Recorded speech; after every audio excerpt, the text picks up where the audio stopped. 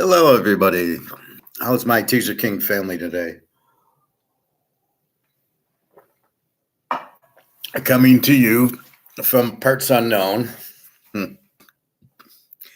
because Stone Cold had to say that. Everything's good. I will be home Monday in the afternoon, so I will probably do a show unless I'm falling asleep.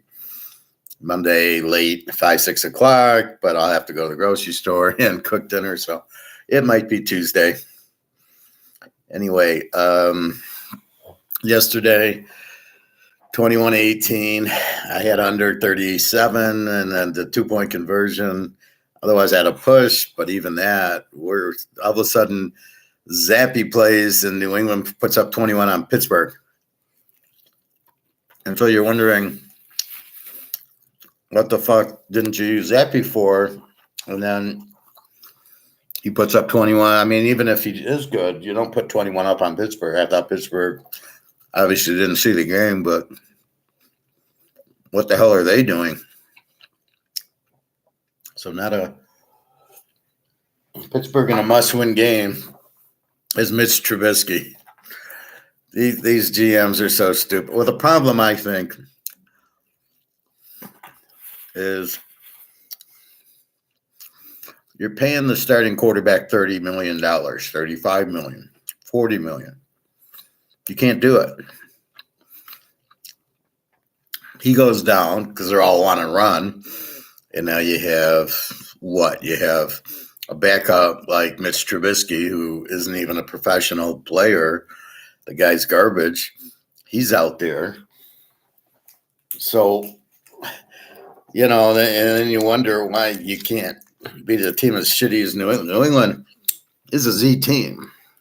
Right? Trubisky showed that. He still put up 18 points on New England. So again, thinking it's a good defensive game doesn't serve the bill of a good defensive game. So you're betting double New England's defense, Pittsburgh's defense, Trubisky, and Zappy comes through. And that's good. That's what he does. I don't know why it took New England so long to see that to the point where they weren't starting him. Just a second. I got to get a drink.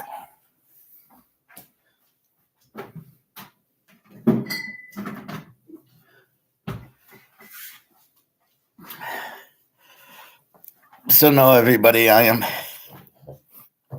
not in Kansas. So, Army, Navy, Army 2.5, 28.5 is a low number. So Pitt, New England, we lost because of the 2-point conversion, but we lost it on the interception by Trubisky where the guy returned it to the 15 and the lack of defense, the lack of blitzing. And that's okay. All right, done with that. Tomorrow, Army, Navy. Always a low scoring under because each defense knows each offense so well. They're the only teams that can really practice against the offense of an Army and Navy. Because the scout team cannot run the Army and Navy offense as well as Army and Navy is fast. Sort of like Oklahoma back in the day.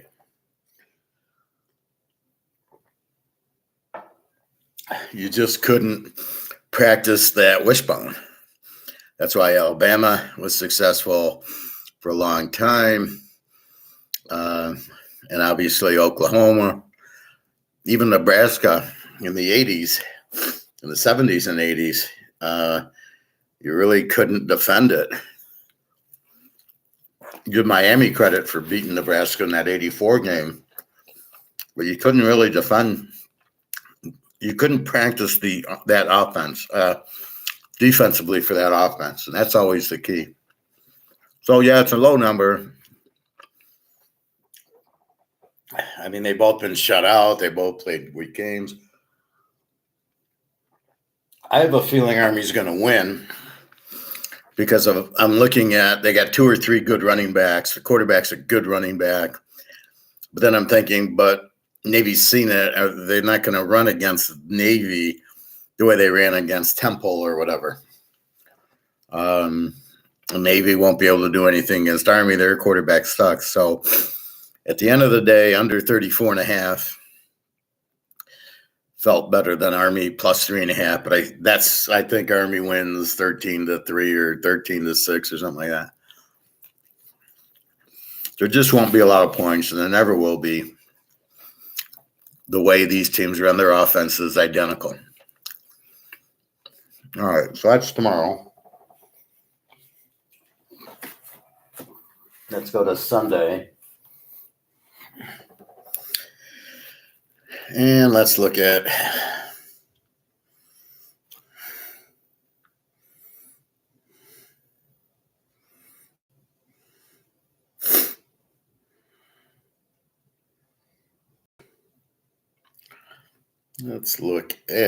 the line. Let's look at gold first. I see gold right at 2,000. Oh, it got down to 1996, and now it's back to 2003. It's all the Fed trying to make it look like it's not a good value. I was reading a newspaper here this morning where they got all the stocks and gold and all the commodities. It's just the way they try to mate off everybody into looking at the gold, looking at the gold price, that people think that's the real gold price. No, it's the derivative gold price. In fact, it's the inflated derivative gold price.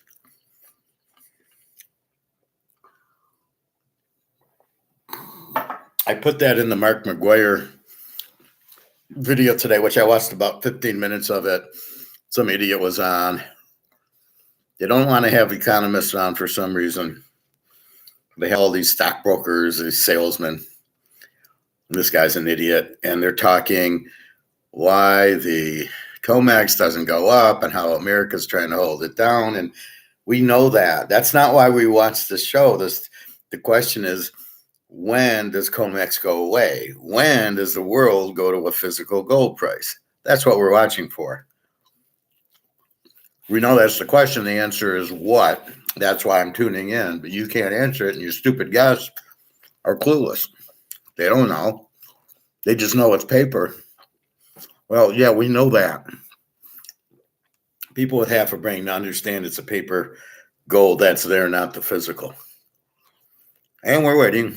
Where's the physical? Why is there no physical price? Why is everybody using COMEX, which is clearly a phony price? Why is everybody using it? No, and they can't answer that. They have no idea. So it really exposes them to being idiots that they are. Anyway.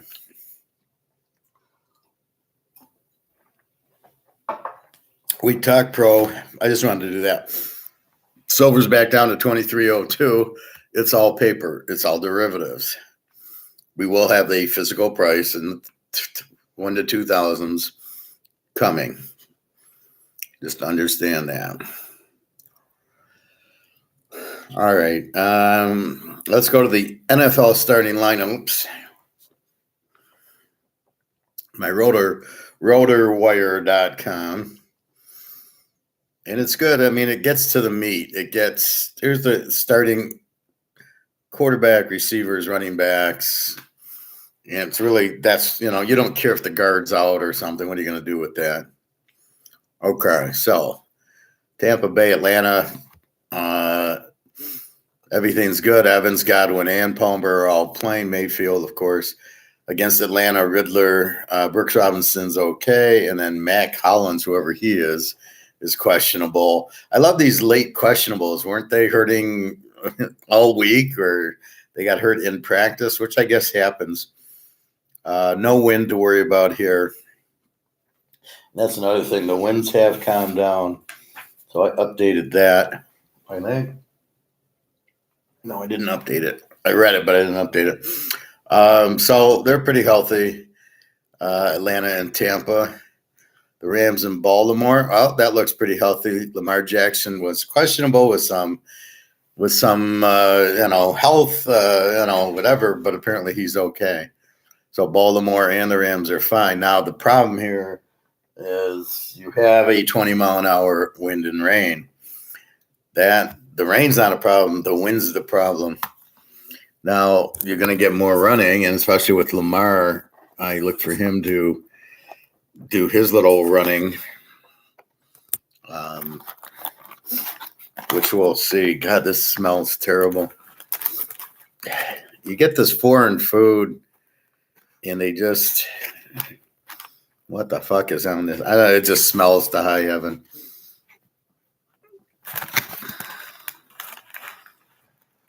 All right, just a second.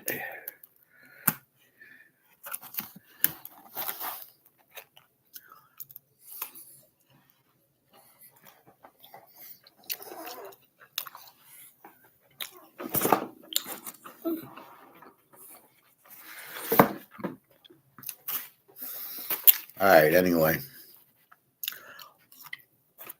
So what's Lamar going to do with 20-mile-an-hour winds, and what's Stafford? Stafford's going to throw the ball more. It's going to hurt him. We all know Lamar can't throw. I don't see the weather being the same problem to Lamar. The rain might help him because he knows where he's cutting. The wind probably will hurt him, but he can't throw the ball straight anyway. All right. That takes care of dinner. And it is a late dinner for me. All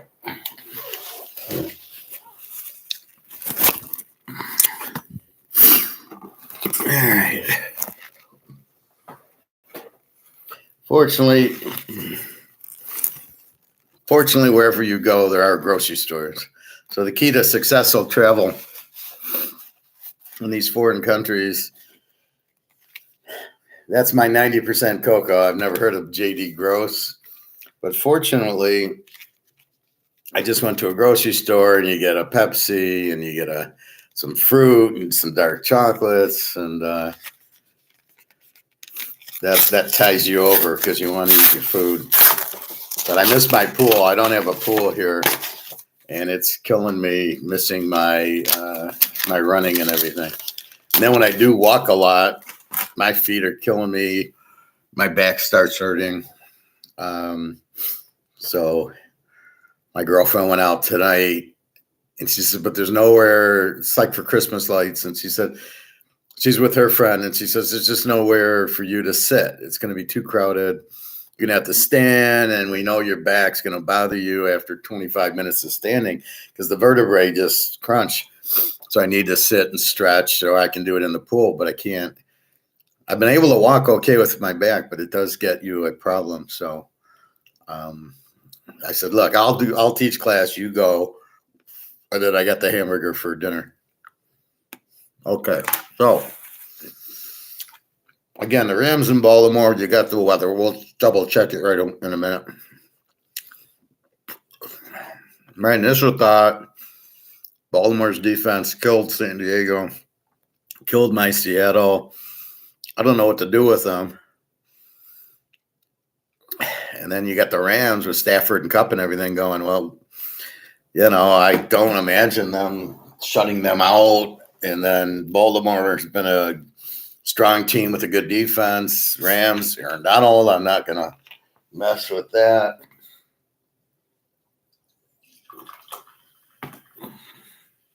So I have a feeling this is an under game. Even though the Rams have been scoring and Baltimore's been scoring a lot. I don't know. I think the weather makes it an under game, but we'll see. It's a really confusing game for me. I can't get my grasp on it. Detroit and the Bears is a very easy game. Everybody's out there. Looks like this St. Brown on Chicago's out.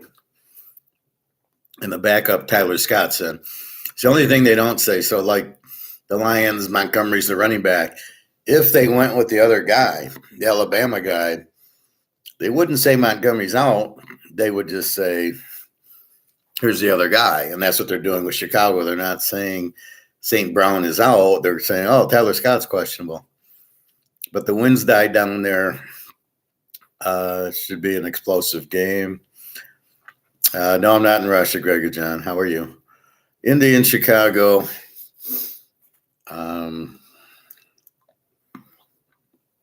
Indy, again, here, Jonathan Taylor is out, and they just show Zach Moss. But they're not showing you Jonathan Taylor's out. And the receivers are just saying Josh Downs and Alec Pierce. Are those the starters or just who's going to play? Cincy, we know Mixon, Chase, Higgins, and Boyd. I don't understand Cincinnati favored in this game. It's going to be a little windy there, but without Burrow, since Indy's the better team, I don't think Browning's going to, he had one good game. Okay, they'll take Chase away. They'll put pressure on him, and it won't be the same thing. Jacksonville, Cleveland. Now, here's a mess. Jacksonville, Lawrence, I doubt he's playing. He's high ankle sprain, hurt his foot. He can't play quarterback. All you can do is run. He's not a very good passer. So you take away his running, he's totally screwed. Etnine, the running back's questionable, and Zay Jones, the receiver's questionable. So this will be a strong-winded game. This is a 20 mile per hour. Well, let's see. Let's go through the wind again. But at this point, if they don't have Lawrence and Etnine, this game will be 3-0. Love the under with the weather and without Lawrence and Etnine. Now, Lawrence is going to play. Believe me, I don't know how he didn't break his ankle, but there's no way this guy is going to be effective if he plays, and I don't know how he's going to play. Carolina, New Orleans. Carolina's healthy, although they suck. New Orleans, here's the problem. Carr is questionable. Olavi and Shaheed. Now, Olavi was questionable last week, and he played. Shaheed didn't play. Carr got hurt in the game. They had to go to Winston, which they're dreading. Again, the backup quarterback in the league sucks because you pay the starter too much money, which is the problem. They got a salary cap. They can't afford $30 million for one quarterback, for one player. This is the problem with the league. And then the player gets hurt, and then you got crap. So look at Minnesota. Cousins gets hurt, and they got to go to Joshua Dobbs, who got benched by Arizona. This is your answer? So I like New Orleans here just because Carolina's a Z team. But if you don't have Carr and you don't have Olavi and you don't have Shaheed, this really turns into an under game, I think. Houston and the Jets. Stroud against Zach Wilson. He's back. Breece Hall is questionable. Some guy named Brownlee, the receiver, is questionable. Houston looks healthy. I like Houston here. I think they're playing very well. They beat my Denver team, which I was shocked at. I'm glad I didn't watch the game. I don't know what I was doing Sunday. I traveled on Monday. I think after class I went to the pool, and then I see the final was like 22-17. No, I found it, and then Denver was at the goal line ready to win the game, and they didn't. And I thought that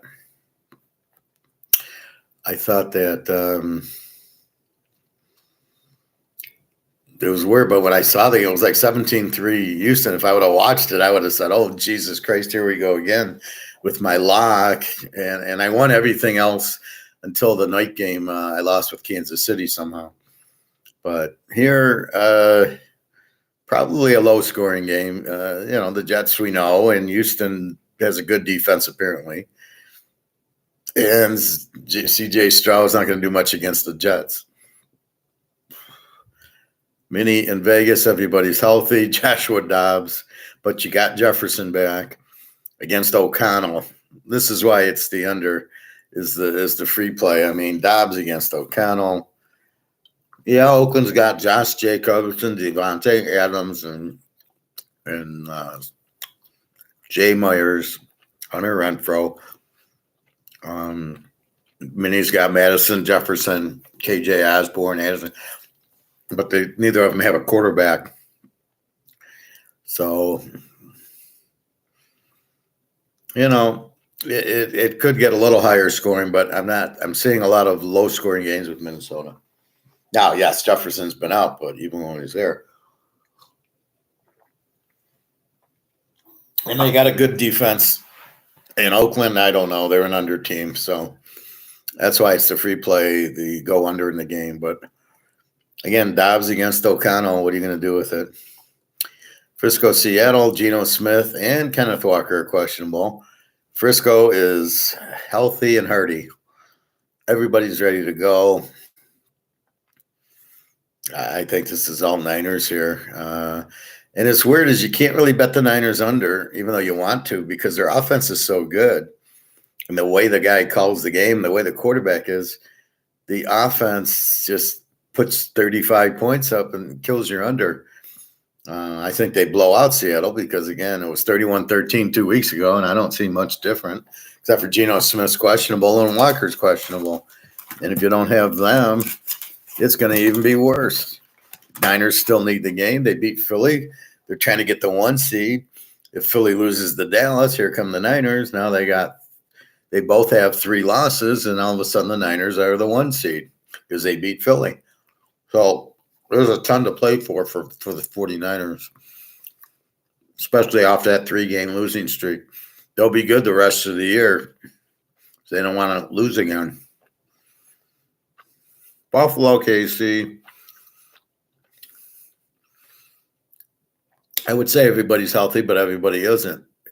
Chocolatey Clear will be running back instead of Pacheco. Huge difference. Allen, Cook, Diggs, whatever. And KC's got Mahomes. And here's where their real problem is. Rashid Weiss, Jay Watson, Sky Moore. I mean, their receivers are terrible. I can't imagine how you get such bad receivers with how good the receivers are in college. And enough with this Ohio State bullshit. Like their quarterbacks suck and their receivers suck. Very good game. This will not be high scoring because KC doesn't score much. I can see Buffalo winning very easily here. But I don't like the over at all. Like I said, KC doesn't score. But their defense is very good. This game will be in the 20s, I think. You won't see KC scoring the 30s here. Denver and San Diego. Everybody's healthy, it looks like. Russell Wilson against Herbert. Judy and Sutton are playing, the receivers, and Keenan Allen looks like he's playing with Eckler. But I don't know what to do with it.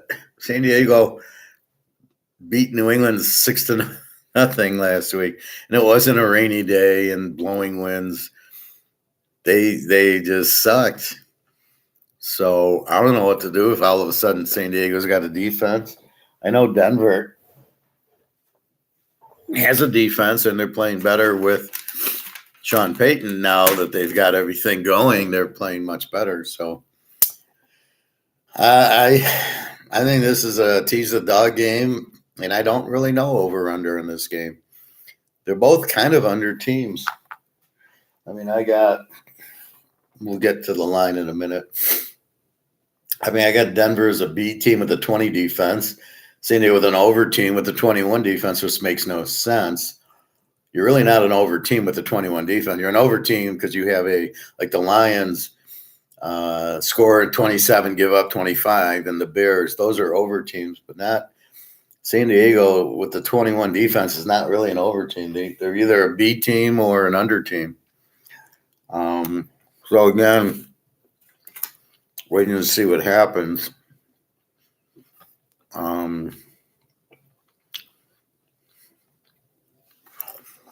But I think it's a close game. I like Denver. San Diego's, I mean, the coach is so much better. Russell Wilson and Herbert are even. And, Keenan Allen and Johnson versus Sutton and Judy is pretty much of a dead heat. Both are, those are very good receivers. So I like the game. I like the dog in the game. I think it's a good, take the dog and they could easily win. Philly and Dallas. Philly is healthy. Hurt, Swift, Brown, Smith, and Watt. They've been questionable, healthy. Dallas, Prescott, Pollard, Lamb, Cook, Scout. So everybody's healthy here. 28-23 in Philly. Dallas has been very hot at home against Z teams. Although they did kill the Rams. Philly does not have the defense they normally do. So with that in mind, I think this becomes a very high scoring game, at least as high as the last one, which is a 51. And we live in teaser world. I don't know. I think Philly is a good dog here. We don't trust Prescott. We certainly don't trust the coach of Dallas. We don't know who the coach of Philly is. And they got the Madoff play, which should help them. So I think this is a teaser dog game, and I think it'll be high scoring. Philly doesn't play low scoring game. They don't. The defensive coordinator went to Cleveland, and now they're the big, strong defense. Philly's defense is not good for 6 Georgia guys on it. So I don't know. I think you can take Philly and you can go over. Tennessee, Miami. This game is in the injury hands. I don't get the line. Levis, you got Henry and Hopkins, and that's about all I know. And then Miami got Tagovailoa, Mozart, and Tyreek Hill are questionable. Well, if they're out, there goes your 13-point favorite. Even with them playing, I still like Tennessee in 19.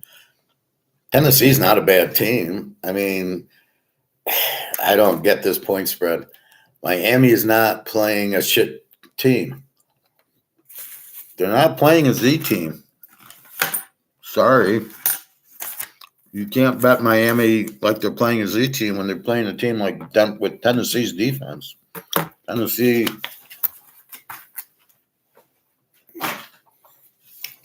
has a 21 defense. What do you think Miami's going to do with that? 25 points maybe? So the key to the bet is to have Henry playing so he can run the ball down their throat, which he is playing. Then the key is Tyreek Hill, and if he's questionable now, he'll probably play. He was questionable last week. I assume he's playing. But still, I love Tennessee's coach. Ohio State guy. Played for Urban. He knows defense. He's going to make it very he'll play too deep, and he'll put pressure on Tagovailoa. He'll make it very hard, and they're not going to put up 40 points here. And the last one, Green Bay and the Giants. Love against Danny DeVito. New York's healthy. Barkley, Slayton, Jalen Hyatt from Tennessee. Good to see him playing. Green Bay's got Love. I have no idea if he sucks anymore. I mean, he had a good game against KC. He had a good game against the Lions. Aaron Jones, I doubt will play. He's questionable. He hurt his knee. I don't know that he's playing. I'm more concerned with Watson because Green Bay's got a backup running back. Also, Jaden Reed's questionable. So it's hard. I initially like Green Bay as well. They're just loves playing well. They beat KC. Then you got the Giants. Danny DeVito has 7 touchdowns and 3 picks. So he's got a lot more touchdowns than a lot of other guys for some reason. So this is why I'm saying until you know about a quarterback, you got to lay off. He's looking fine. I think will Green Bay be flat after KC? I don't think so because they're 6-6. They must have the game. So really, we're waiting to see. Really, I don't think Aaron Jones is going to be there. So it's Watson and Reed, and if they're full, they look good defensively. They look good. They should beat the Giants. It's double revenge because they knocked them out of the playoffs twice. Favre once and somebody else the other time. Let's go to NFL weather. And it's simply called NFLweather.com. And it gives you, well, we don't care about Atlanta, like Detroit, Chicago. So it gives you here, it says cloudy, 36, wind 15 miles an hour. So it's telling you exactly what you need to know. So let's adjust. So what I do then as I take notes and I say, oh, there's the wind. Because 20 miles an hour, you start having an issue. But 15, that changes everything. A 15-mile-an-hour wind the pro should be okay with. 25, 30-mile-an-hour gusts, you're going to be running the ball a lot. Cincinnati is down to 12 miles an hour. So really, it was 20, and then it went down to 12. Cleveland, it's a 13-mile-an-hour wind, down from 20. Won't be a problem. And why do they say it in New Orleans? They play in a fucking dome. We don't care about the weather in the dome. The JETSs are 15 miles an hour. I got Baltimore. Now here, okay, this is 62 now. Chance of thunderstorms and a 15-mile-an-hour wind, down from 20 and raining. Now it's slight chance of thunderstorms. This weather, it really fucks you over. Oakland's at Oakland. Frisco doesn't matter. Kansas City, 40 and an 8-mile-an-hour wind, so there's no issue there. San Diego, it's in a dome. Dallas isn't really in a dome. Miami, 14 miles an hour for Miami in Miami. Obviously not cold. And the Giants, 9 miles an hour, so that's no effect at all. All right, so we don't really have the biggest one we got now is Chicago, the Jets, and Baltimore at 15. It's funny, but the Giants on Monday are not. The Giants are 9 miles an hour, same stadium, but the different day. All right, let's go to the line.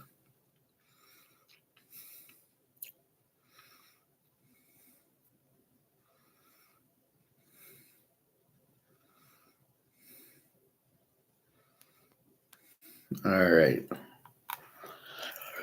We've got Cleveland 333.5.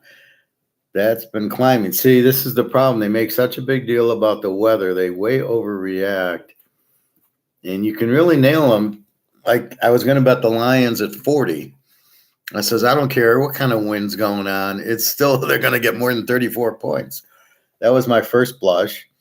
Then I saw the wind dying down, and then I looked at it after. But here, Cleveland, you could have got started at 38. I think it went down to 30, and now it's back to 33, which is, now you're getting a normal spread. And if Trevor Lawrence, I don't know why this spread's going up. If Trevor Lawrence is out, this game's going to be nowhere near 33, or in our case, 39.5, 40.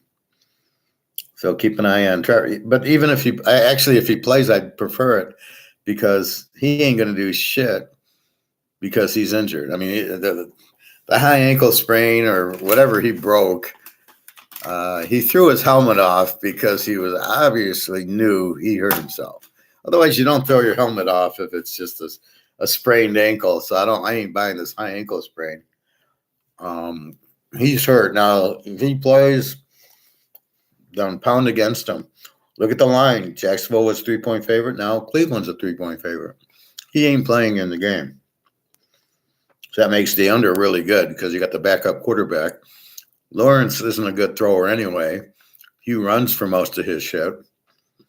And yeah, the funny part was he got hurt on a play, wasn't running. He was in the pocket. All right, Baltimore, 7.5, 40.5. Well, let's go through the line, then we'll go through the teams. So Baltimore, 7.5, 40.5. Really has, it was 44, moved down to 40.5. I don't see the win being a problem. It's just figuring out Baltimore and LA, really. Detroit, 343.5. Number hasn't moved. Well, it was 40. What's up, 50? No, I don't know what I had.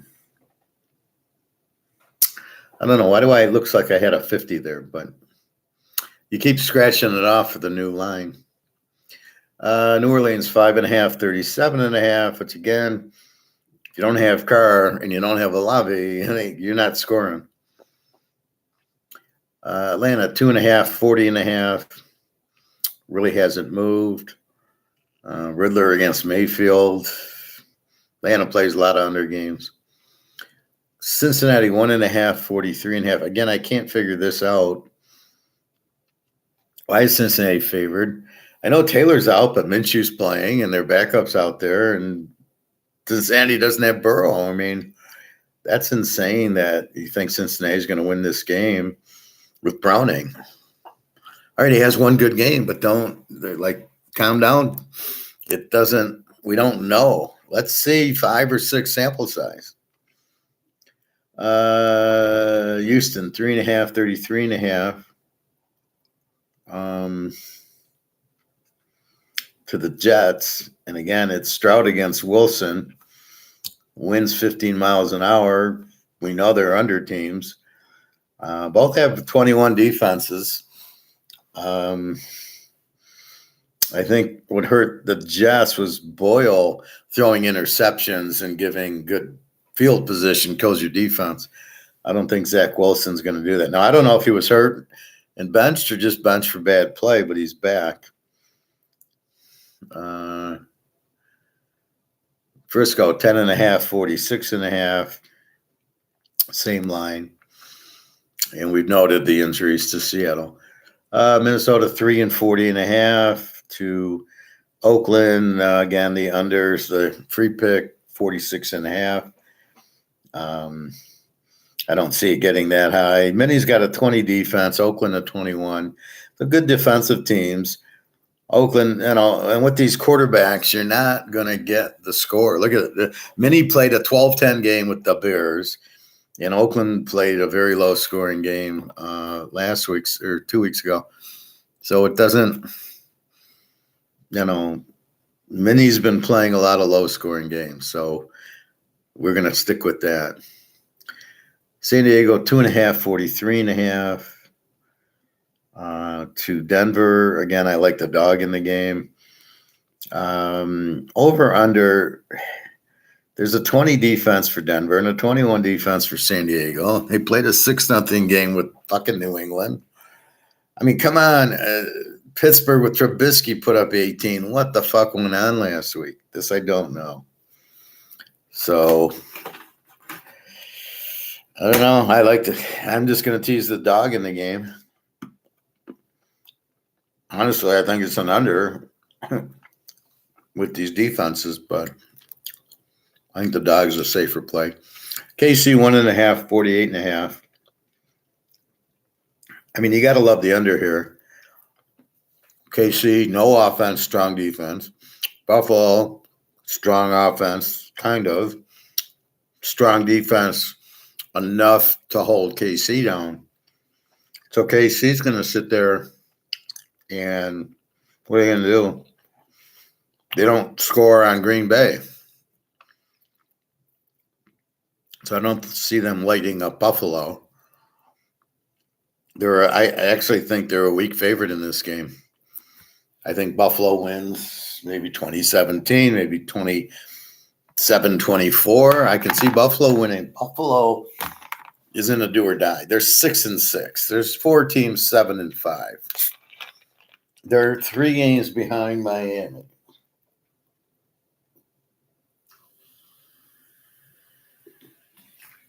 So what the fuck are they going to do?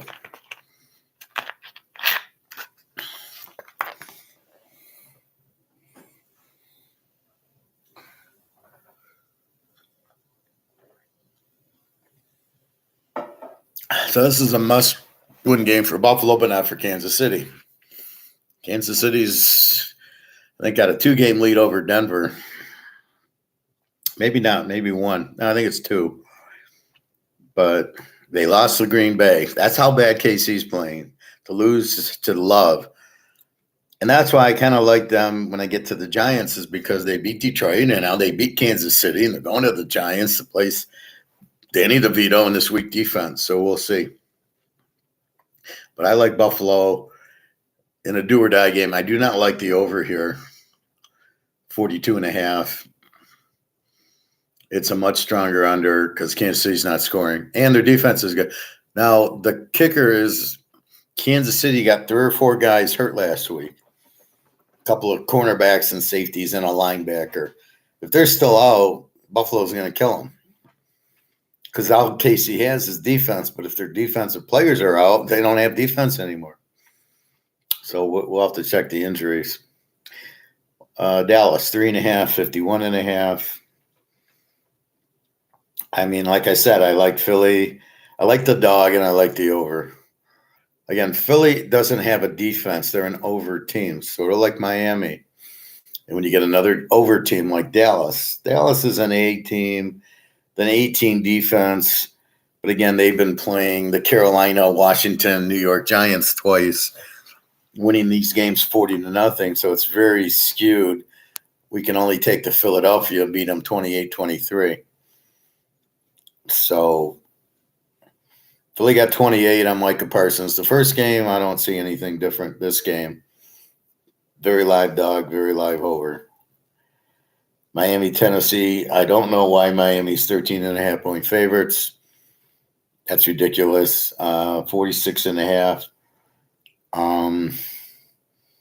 What is it? If they're 13.5, then the over-under should be in the 50s because that means they're going to score a lot. Oh, so Tennessee's not going to score against this defense? Miami comes up with the 25-26 defense. Let's see, what is it? Let me go into the –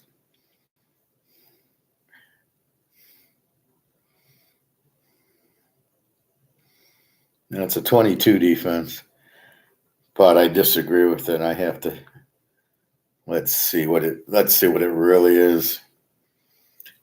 Yeah, they give up 15 to Washington, 13 to the Jets, 13 to Oakland, 21 to KC, 17 to New England, 31 to Philly, 21 to Carolina, 16 to the Giants, 48 to Buffalo, 34 to San Diego. So against good teams.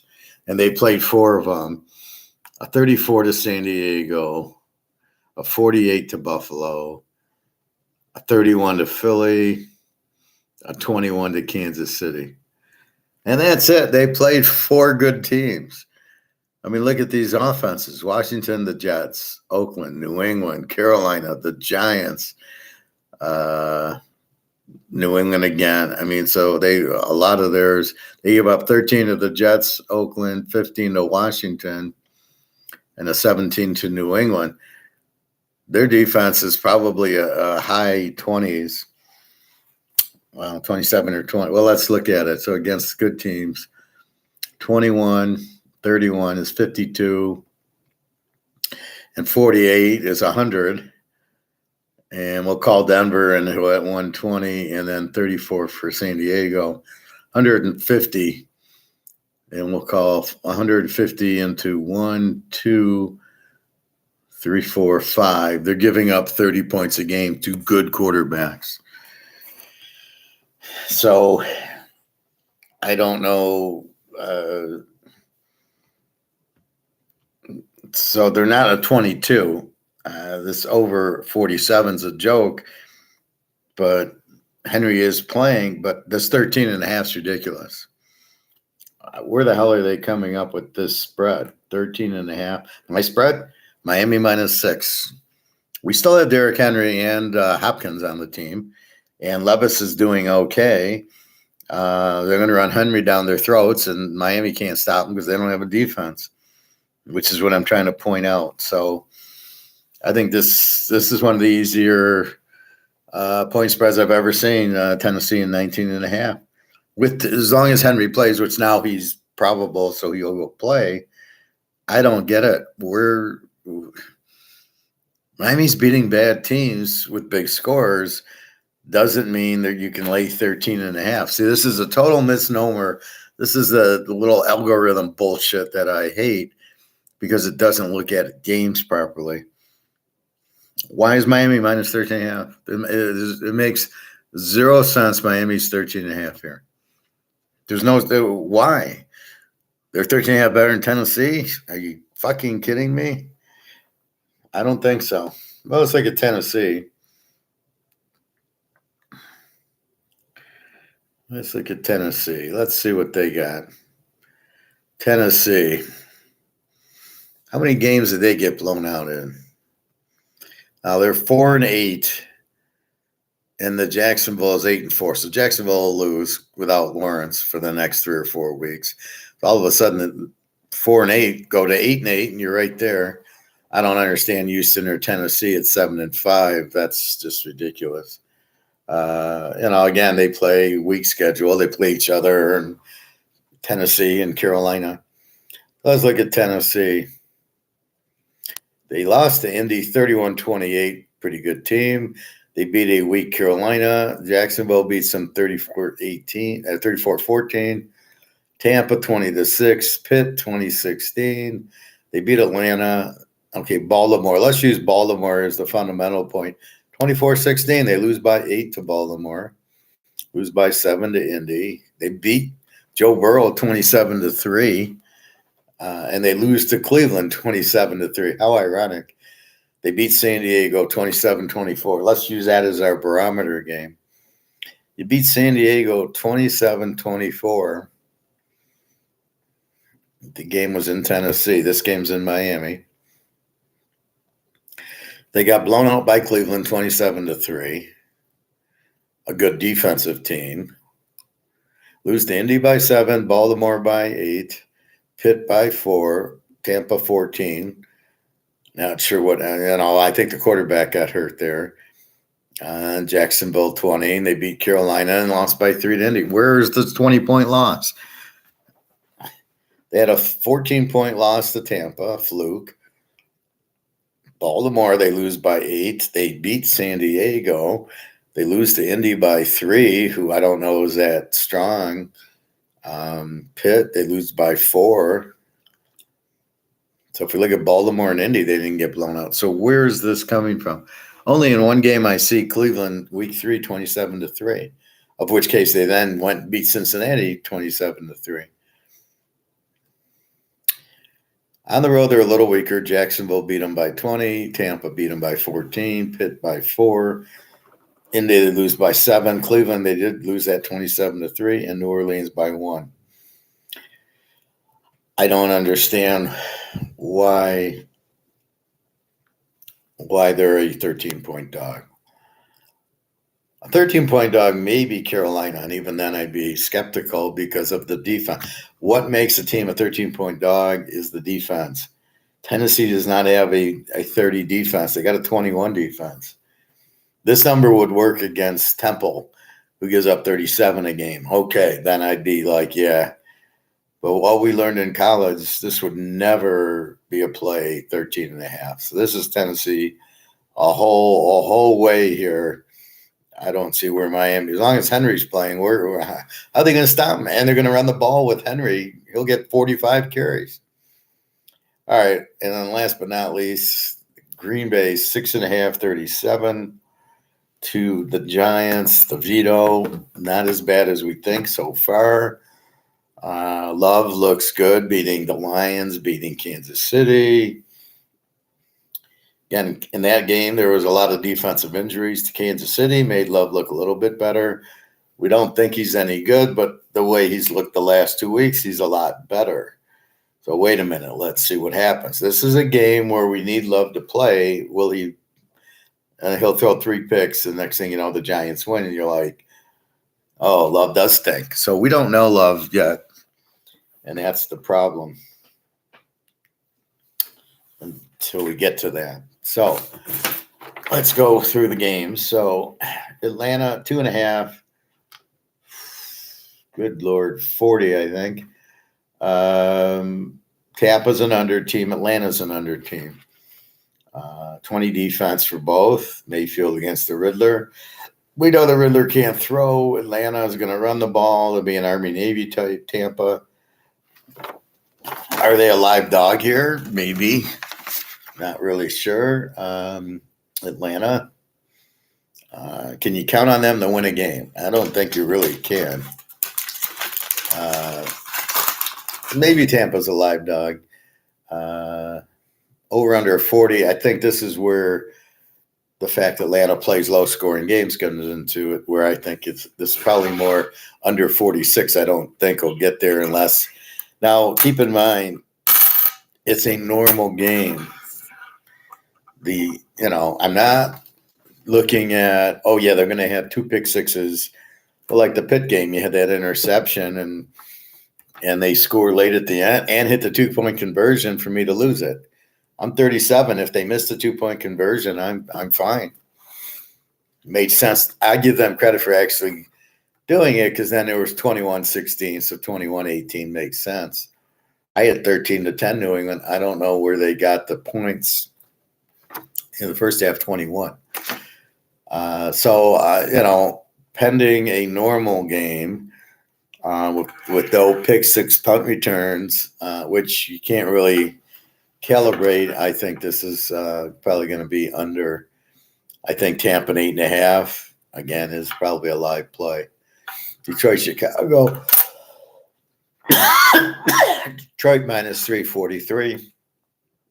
Detroit's an over team.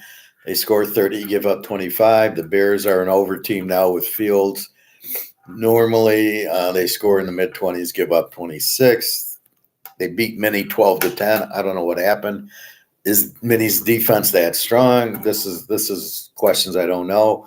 I do know they played the week before Thanksgiving, and it was a 50-point game, and I expect the same thing. Now, what about the wind? Well, it's 15 miles an hour, but Fields runs so much anyway. It really won't hurt Chicago. It'll hurt Detroit more. They'll probably run the Montgomery more. But I don't,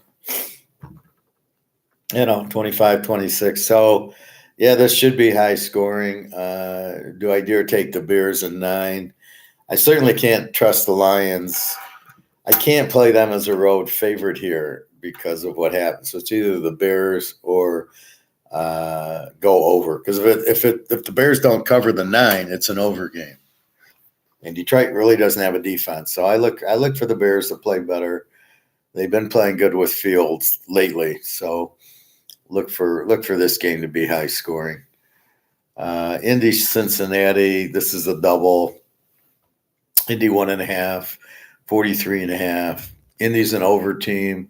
Cincinnati's an under team with a 22 defense, and he's got a 24 defense. Scores 27-28. Cincy scores 20-21. Minshew against Browning. This is 12 miles per hour wind. Detroit, Chicago is 15, which I don't think is too bad to throw. I don't know what certainly a 25 mile an hour wind gust, it's an automatic under. But this was 20, went down to 15, so I think you can think you're going to get a normal game. I liked it at 40 where I could go over 34. Here, over 37. And then I think Indy's a live dog here. So I think it's Indy or the over. No, I didn't. What do I think here? Indy plays a lot of over games.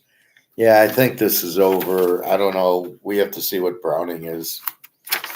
But I would probably go more Indy in the game. Jacksonville, Cleveland. Cleveland's moved to a 3-point favorite because of Trevor Lawrence. 33 over and under. Very low over under for pros. We got Jacksonville as an even team with the 21. But without Lawrence, they now go to an under team because they probably lose 5 points a game with if they lose Lawrence, you got to lose almost a touchdown a game because he runs in a lot. And if they go to C.J. Beathard, what are you going to get from him against Thompson Robinson, I believe. So it's a 21 defense and a 20 defense. It's an under game, even though it's 33. At this point, that's under 39. And I don't think it gets it's a low number. It gets there with the pick six and the punt return, which is why you've got to be careful with that. If it is a pick six and a punt return, then they go over, and you go, how did they get over? Like yesterday, there was that interception and a bad punt that led to 14 points. And Zappe played, and that's the point. We've been saying Zappe. He hadn't looked good when he's played, but he's probably played only one or two series. He's not playing the whole game where he can relax. So why Belichick doesn't like Zappe is anybody's guess. Why he's not playing them. He'd rather lose than play Zappe. Doesn't make any sense either. Even though he is the best quarterback coach that ever coached. Okay, sure he is. Carolina, New Orleans. We got a Z team in Carolina, 27 defense. New Orleans is an under, 21 defense. New Orleans 5.5. Young against Carr is questionable. Do we get Carr? With Carr, then you just bet against the Z team with New Orleans. However, they're in the same division. They're going to play for the second time, I think. New Orleans at 5.5. So if Carr plays, I like New Orleans. Without Carr, I think you go under because you're not going to get the points from New Orleans, and they'll probably adjust and play more Kamara. And Carolina can't do anything anyway. New Orleans with the 21 defense, and the fact that Carolina's got a 27 defense makes me look at Carolina is just bet against because they don't have the defense. Houston and the Jets. Houston's an even team, 21 defense. The Jets are an under team, 21. Simply means Houston scores 24-25, and the Jets are like 15-16. Now you got Stroud against Wilson, and again, that's the big difference. Is Wilson going to be better, and Stroud, is he really that good? So I think this returns. It's a Jet game, bet it under type of thing.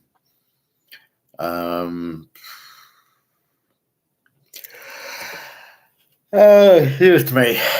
LA, Baltimore, Houston, Houston, the Jets. So Houston's a 3.33. Yeah, I take it under. 15-mile-an-hour win there. Cleveland with the 13-mile-an-hour win without Trevor Lawrence. If he doesn't play, which I doubt he will, if he does, he's not going to be good. Definitely looking under there. Houston and the Jets definitely looking under with the JETSs, which leads us to Baltimore and LA. LA is an under team with a 21 defense. Baltimore an A team with a 16 defense. So the Rams are not scoring what they should, apparently, but lately they've been lighting it up. So, again, this is the average, not maybe that's why you take the last 5 games. But even then, you got to take the last 5 games against teams like Baltimore, not the last 5. You can't include Washington, the Giants, Carolina in your games to try to get to the game, the totals. So, again, I like I don't know if Lamar looks like he's healthy now, 15-mile-an-hour wins. I think I don't know. I think I want to take the Rams in the 13. That's a lot of points to give to the Rams. They're pretty healthy. Stafford against Lamar. Lamar's a little sick, doesn't matter. 50 miles an hour, he should be able to throw that. But he got 21, 26, 16. So I think I like the Rams as the dog here. They're too good of a team. And then over under 40. Again, you don't have Lamar and you got 15-mile-an-hour wins. So if the wins keep up and Lamar doesn't play, this goes to an under, clearly. And then it even makes the Rams at 13 even better. So the 7.5 thinks that Lamar is playing, even though he's questionable or is ill, he's still playing. So they haven't adjusted the 7.5. I think it's the Rams, and I don't know. It's what's the win look? A 20-mile-an-hour win, you're betting the game under because they won't be able to do much. But if it gets down to 10 to 15, this is a real strong overplay. You got to respect that wind. Free play, Minnesota, Oakland, Minnesota 340.5. Minnesota's got an energy.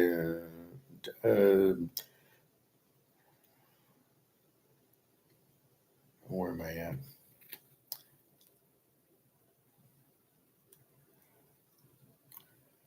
So I think Minnesota. I think we're Minnesota 340.5. Minnesota even with the 20 defense. Oakland an under team. They don't score at the 21. Now they made a coaching change. Are we seeing them score more? No, but okay. Again, you got O'Connell against Dobbs. Oakland's playing a 12-10 game with the Bears. Or Minnesota was. Sorry. I just think it's low scoring. That's why I gave it as the free one. You don't have quarterbacks that are qualified. The defenses are strong, and I think this should be a low scoring game. So that's why we're saying go under. If Oakland was favored, I would definitely jump on Minnesota, but I can't jump on Minnesota with Dobbs and O'Connell. I can't take Oakland in 9 with O'Connell. With Stabler, I could, but not O'Connell. Seattle and the Niners. Seattle's in the 18 with the 24 defense. The Niners are the 18. The 16, it's Smith against Purdy. 10.5, 46.5. The problem with Frisco is they're so strong offensively that you don't know what to do with them in an over-under game because their defense is so strong. So you end up playing the Niners because you really don't know what to do with the over or the under.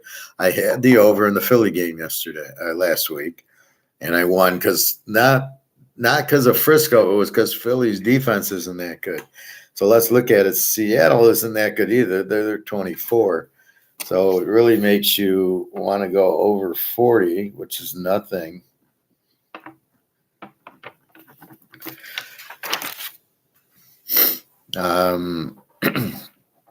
This is why you go to Frisco. 10.5, go down to 4.5 against the 24 defense. It really doesn't stop everybody. And Frisco's 16 defense shuts you down. That's what makes the over-under hard because they got such a strong offense and defense. You don't know which game's showing up. Seattle, not a good defense with a pretty good offense. But Geno Smith's questionable. So it goes to a 4.5 there. Without Geno Smith, it's probably an under, but the Niners can put up 40 on their own. So the Niners are a tough team. Depending on who they play, it's going to be how many points they score. Buffalo, KC, KC 1.5. Excuse me. KC's a 1.5, 48.5. Like I said, you can't count on KC to score a lot anymore. They didn't do shit against Green Bay last week. Buffalo in a do or die. They're the dog. I think you go Buffalo as the dog. And probably an under 54. I just don't see KC scoring that much. And if the defense isn't back, it's Buffalo. If the guys are back, then you can probably bet it under. Denver, San Diego. Denver a B team. San Diego an O team. Russell Wilson against Herbert. 43.5 is the over-under. 2.5 San Diego. So I got to go with Denver. I don't see what you're doing with it.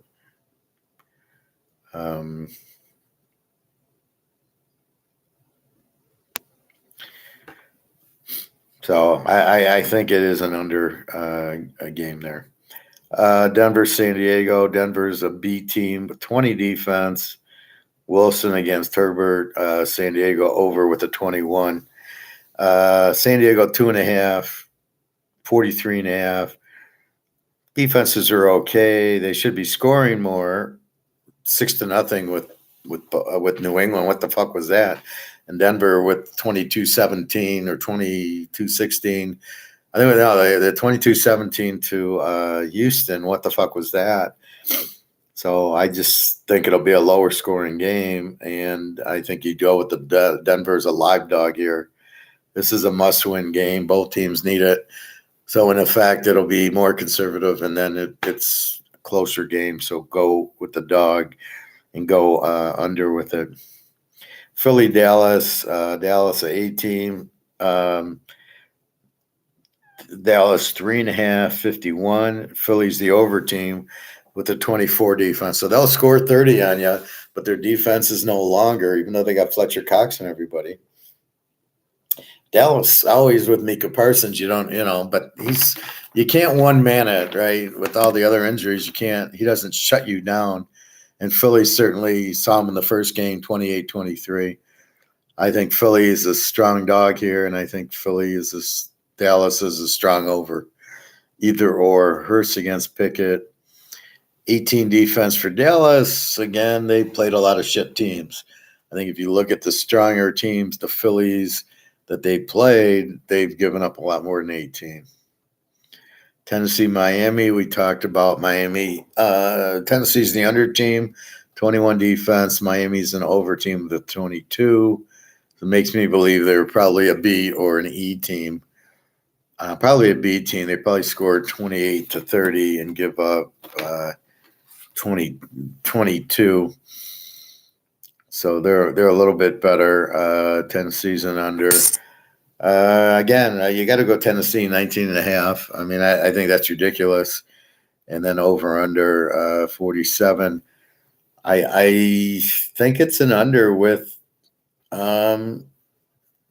if Henry plays. I think Tennessee has to run the ball down their throat. Miami, we'll see if they're Mozart and Tyreek Hill play, which I believe they will. Miami does not need the game. Tennessee kind of is out of it. I mean, they're 4-8, and there's 4 teams at 7-5.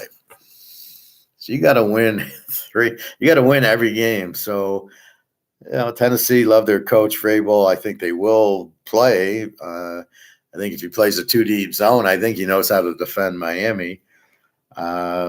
So I think you go Tennessee 19.5, and you probably go under 53. Well, it's hard. If you assume Tennessee's going to run Henry 45 times, it's an under game, right? Although watch him break for some touchdowns. Miami with their high-flying circus, so maybe it becomes a over 41 at such a low number. And last but not least, Green Bay 6.5 and 36.5. Love against Danny DeVito. Green Bay turning into a good team. They're still an under, but they're a 20 defense, so they're really like an under defense. And the Giants are Z. They don't score a lot, give up 25. They're starting to score a little bit more with DeVito. 36, I think you can go over 30 in this game and feel pretty comfortable because the Giants are scoring a little, but they don't have a defense, so Love should score. Even with the running back, I don't care about because Jones has been out the whole year anyway. The one receiver caught the touchdown last week. They're coming off of back-to-back. They won at Detroit, and they beat Kansas City. They must win the game. Are they really going to lose to the Giants? I just don't see it. So let's look at the playoff picture. The Tampa-Atlanta game it's a playoff game. Both teams need it. Detroit-Chicago. Detroit doesn't really need it. If they are trying to catch Frisco and Philly, they need it, which I don't even think that's in their minds. They've got the division up by 2 or 3 games, so they don't need the game. Indy Cincinnati is a playoff game. Indy needs it. Cincy needs it to make the playoffs. I still don't understand the line where Cincy's a 1.5 favorite. Jacksonville, Cleveland, both teams need the game. It's all up to Trevor Lawrence and DTR. I mean, we could get, Beathard against, PJ Walker for Cleveland if he's still on the team. So look for this game to be a playoff game under New Orleans, Carolina. New Orleans with 1 wins out. Carolina with 1 wins out. New Orleans is in a must-win, tied with Atlanta and Carolina and Tampa Bay. So that Atlanta-Tampa Bay is going to help New Orleans because one of them has to lose. Houston and the Jets. Houston's a must-win. The Jets are pretty much out of it. LA and Baltimore, both teams need it. Baltimore not as LA is back against the wall. Baltimore doesn't really need it because they are the 1 seed right now. So from that standpoint, they lose. They're okay, more than LA is. Minnesota, Oakland playoff game, both teams must win. Seattle, Frisco playoff game, different results. Seattle is just trying to stay up with the Rams at 6-6. The Niners are hunting for the 1 seed, and they're now could be tied. They could have the 1 seed because they're a game behind Philly. If Dallas beats Philly, now they're tied. Frisco beat Dallas, Frisco beat Philly, and they'll be tied, which means they're the 1 seed. So look for Philly, look for the Niners to have a big game here. Buffalo, KC. Buffalo's backs against all 6-6. They probably got to go 10-7 to make anything. They can still catch Miami, depending if Miami beats Tennessee or not, but that's a night game. It's weird. Those two are Monday night, the Miami and the Green Bay Giant game. What the fuck do we need 2 Monday night games? And then Philly, Dallas is the Sunday night game.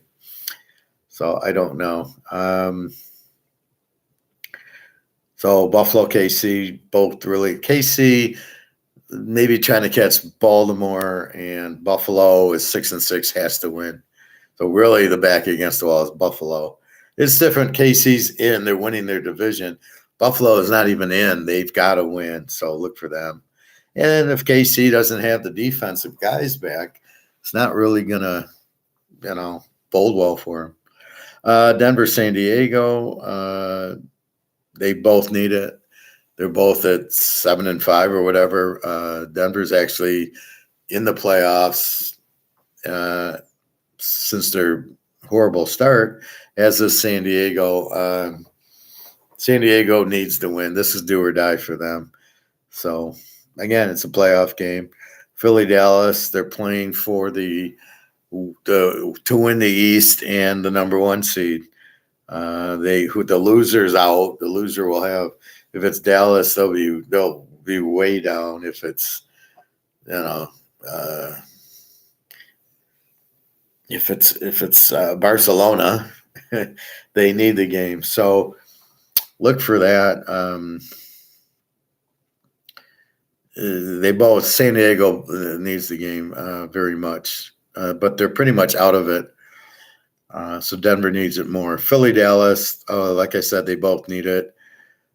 Dallas is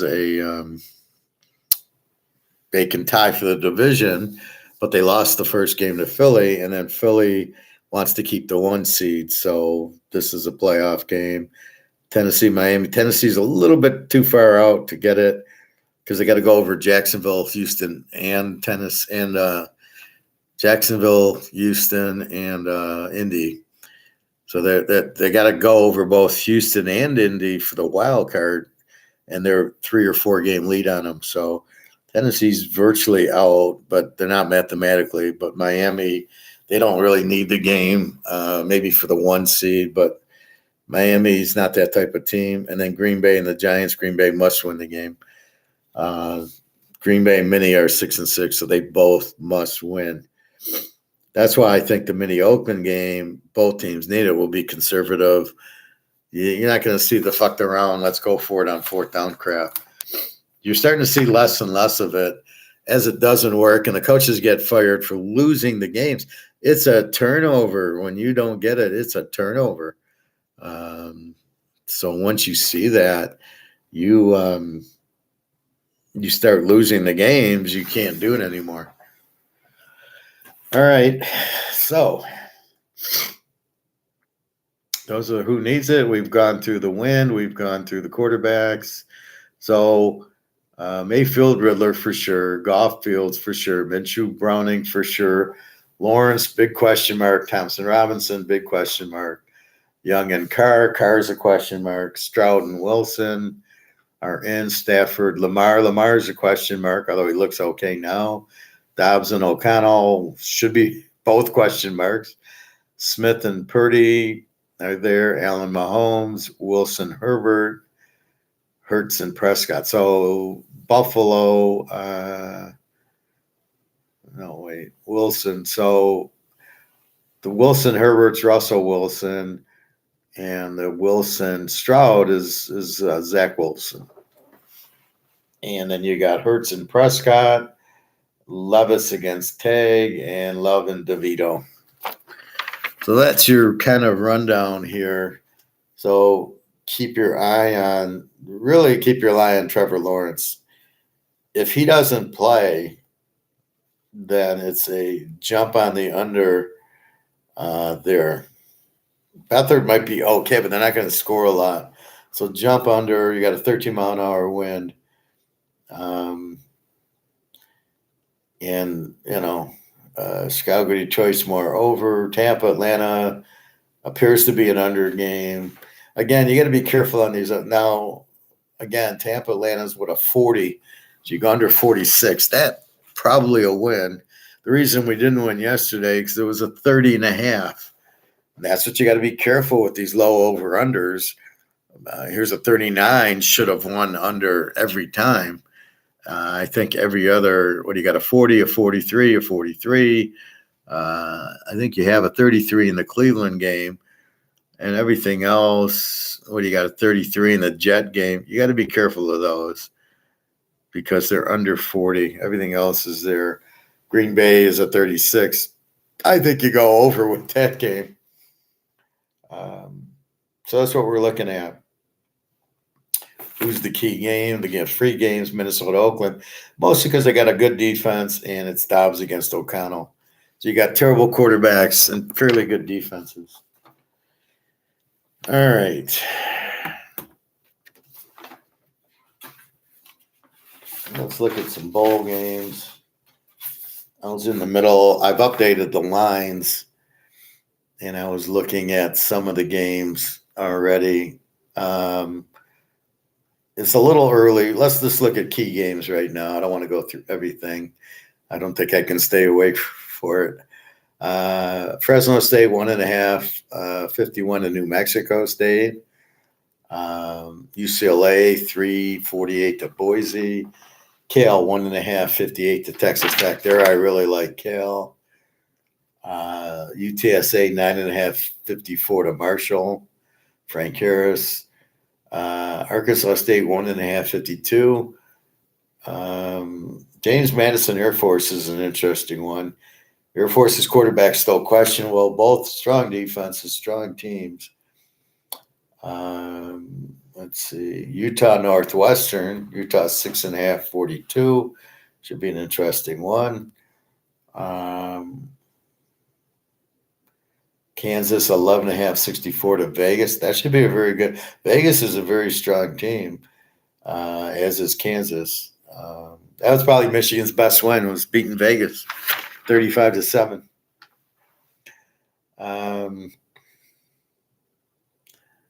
Let's see. Louisville, USC, no Caleb Williams. I was looking at players sitting out, and so there's players transferring. I don't know if they sit out or not. Some of them, Tyler Van Dyke and then McCall, are these really good quarterbacks are going to switch. Buglia, I don't know where he's going to go. He sucks. He went from Clemson to Oregon State. He sucks at Oregon State. At what point where's he going to go? Who wants the guy? Cameron Ward, Washington State's transferring. So this will be interesting, these transfers. Let's see. So Louisville should beat the shit out of USC without Caleb Williams. The question is, since it's a system, how good's the backup? But he hasn't played enough to really learn it. A&M 3.5 over Oak State 53. That should be a really good game.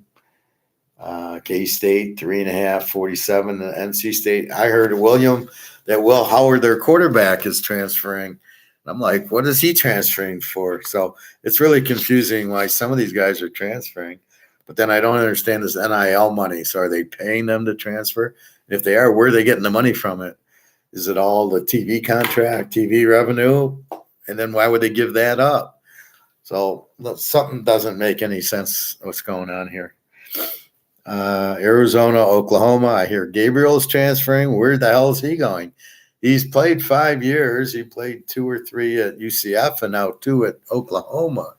I don't really understand where he's going. I guess they're paying these guys, and this is, does he go to Oklahoma? Does he go to Alabama or Georgia? I mean, this would be curious. So with Gabriel, I like the game. 8.5 Oklahoma, but without him, this is a strong under game. Without Gabriel, Arizona's got a great defense. So I'm keeping my eye on that. This could be a lock if we know Gabriel's out. If he's just transferring, does he play? If he plays, it'll be a toughie. But if he doesn't play, this is such a strong under. Clemson, Kentucky. Who knows? Memphis, Iowa State. You got to like Iowa State. See, the defense doesn't sit out for the draft. Like it's really the quarterback.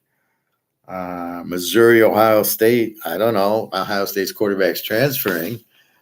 Okay. Missouri's got an excellent team. I don't know what to do with them. I think depending on, yes, I know, Bobby, it's a system in Ohio State, but you still got to play in it. And I know Caldwell Jones won the title with it, and he never played before or after. He played 2 games, won the national championship, and then it was like you never heard from him again. He gets drafted and cut 5 minutes. Mississippi, Penn State should be a good game. Penn State 3.5, 49. Georgia, Florida State, great game if everybody plays. 14 for Georgia, 14-45. This is a strong under because Florida State's quarterback's already out. Their backup, you saw, is terrible. The great defense. Georgia, we know, has a great defense. So it should be probably an under for Georgia. This is how I look at Georgia. When they get these strong defenses against them, they're good because they got such a strong defense. I think they'll be pissed off. They're losing to Alabama, trying to prove something because they should not be.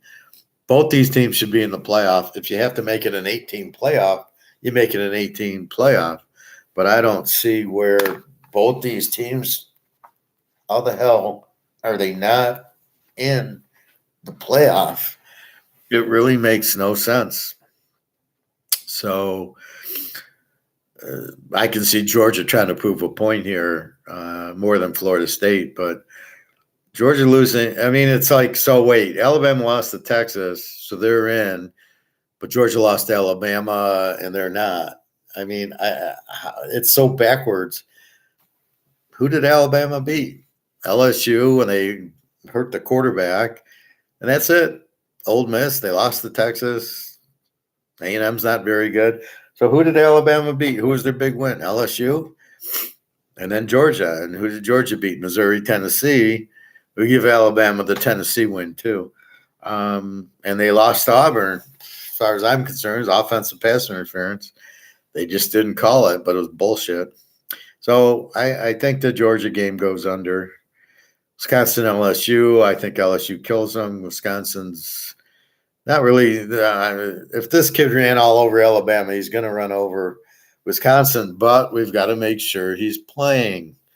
I could sit out for the pros also, which is really what sucks with these bowl games. I didn't like the way they worded it.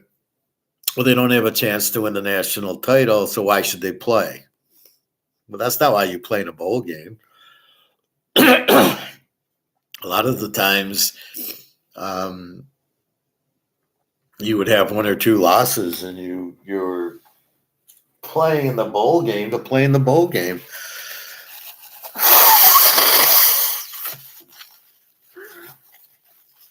I mean, Michigan State played Stanford a few years ago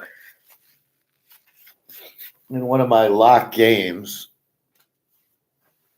and they played to win, and they won the game. But they wouldn't have sit a guy out, and they weren't playing for the national titles. I really don't get this bullshit with a player, I don't want to get hurt. Where did that come from? This is football.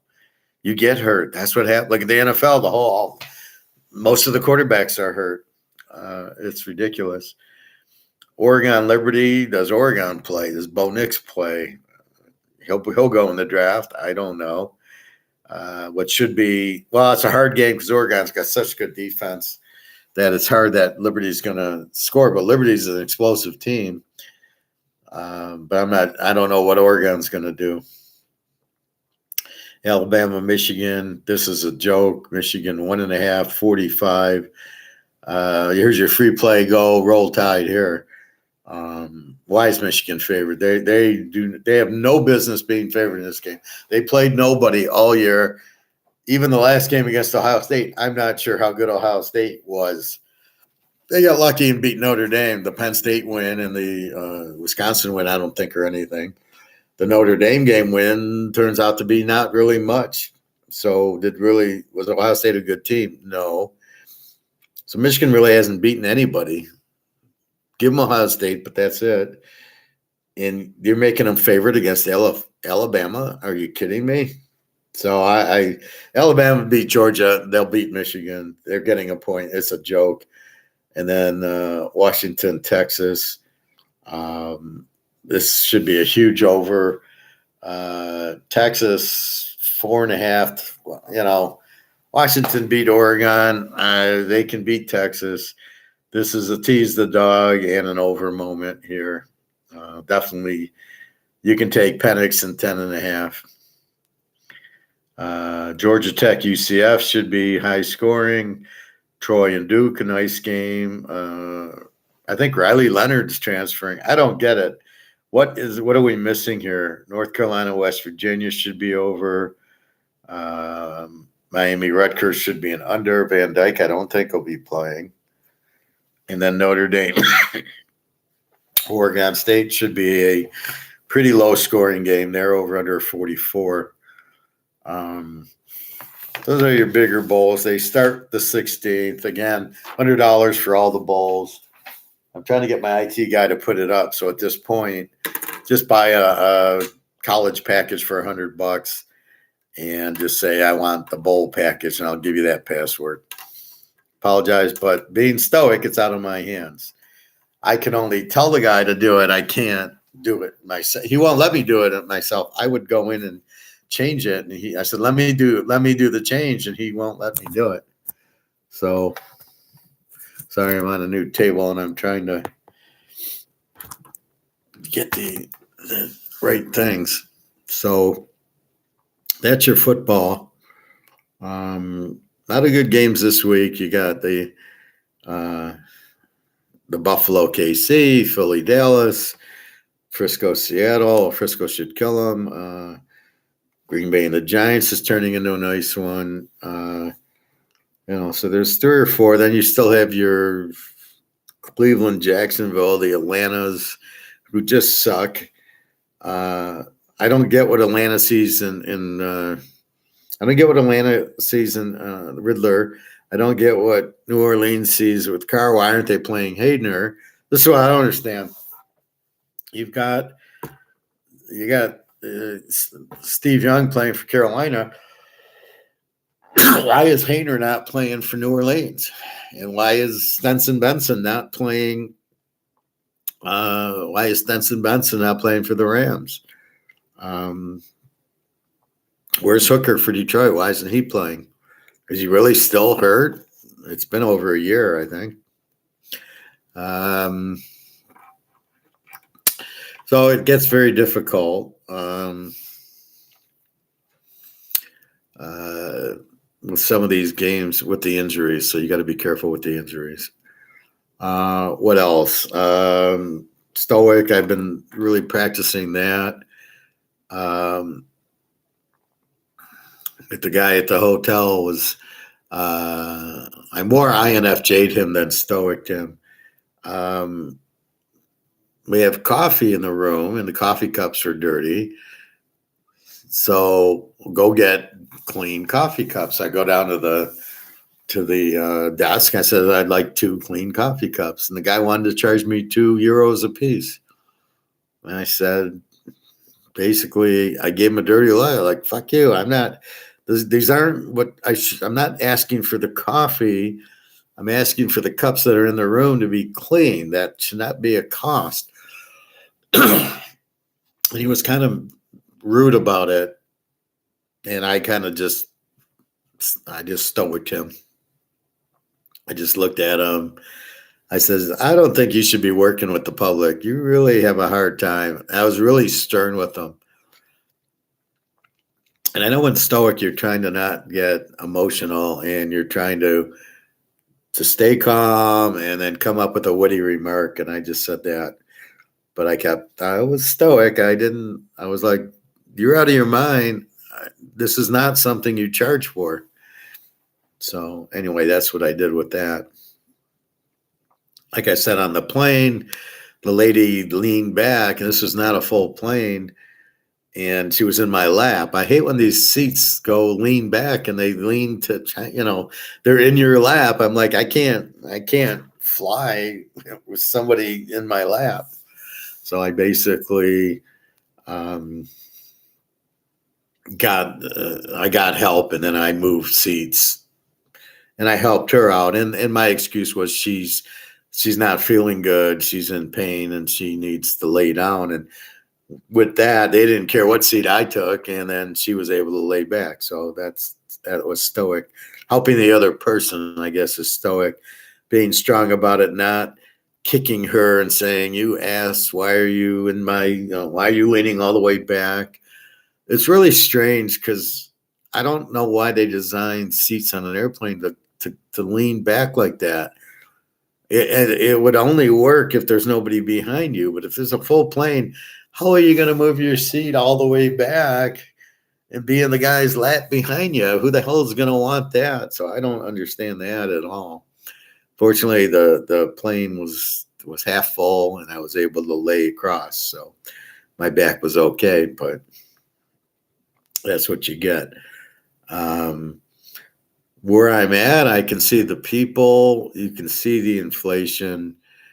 My friend's friend says to me, "Why do people from America come here? It's very dangerous here. It's a lot of crime, a lot of drugs." And I said, "Look, I will not trust this place at all. I'm here to see my girlfriend, not to go see, not to see the country per se." And she's here, so I flew to meet her. And basically, I agreed 100%. They should not be in it.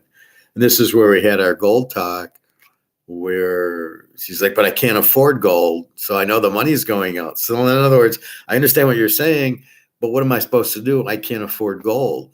And I said, "Well, it's okay. You'll get paid in some currency. You'll still get paid in. So you'll still have the basics to get paid and to pay your expenses."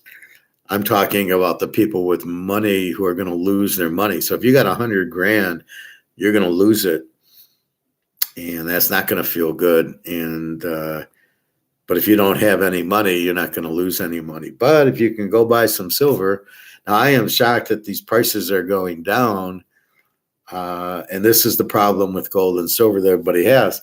So silver goes to 2070, and now it's back to 2000, and it drops $70, and it's all derivative. It's all paper drop. It's paper gain. It's all paper. It's not physical. And people go and they see it and they go, "Oh, nothing's going to happen." So people are so brainwashed into seeing that, well, it'll be okay. It's like 2008, everything, this shit hit the fan, everything's fine.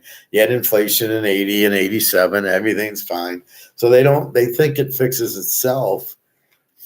And so in other words, why should I panic? I know the dollar will be fine, and I know the interest rates will go back down. It'll be business as usual soon, so I'm not going to worry about it. They put the blinders on, and then I sit there and go, well, but what's different is the debt, which is 35 trillion, the Russia, China, BRICS currency being gold back, Putin being in Saudi Arabia talking with Saudis and the Kuwaits about oil. Well, they don't want to get paid in dollars. They want to get paid oil in gold. Well, the more use of gold, the more the price should go up and the more they get rid of these derivatives. Now, again, there's two reasons why the derivatives are being used. One, keep the price down. So they were inflating the paper price by printing more and more derivatives to lower the price. So this is where inflation really is. It lowers the value. So they're inflating the derivatives, lowers the price. Why are they using the paper price for physical? It's the stupidest thing I've ever seen. And none of these guys can answer it. But that's what's different. And then the gold-backed currency comes out. So they want the gold price low because it can't compete with the dollar. If gold price went up, the dollar would be out. So to keep the dollar going, they got to have a low gold and silver price. So nobody's interested in it. And the second thing is whoever wants to buy it is doing a good job buying it cheap. So at $2,000 an ounce, they're buying it. If it was 10, nobody would.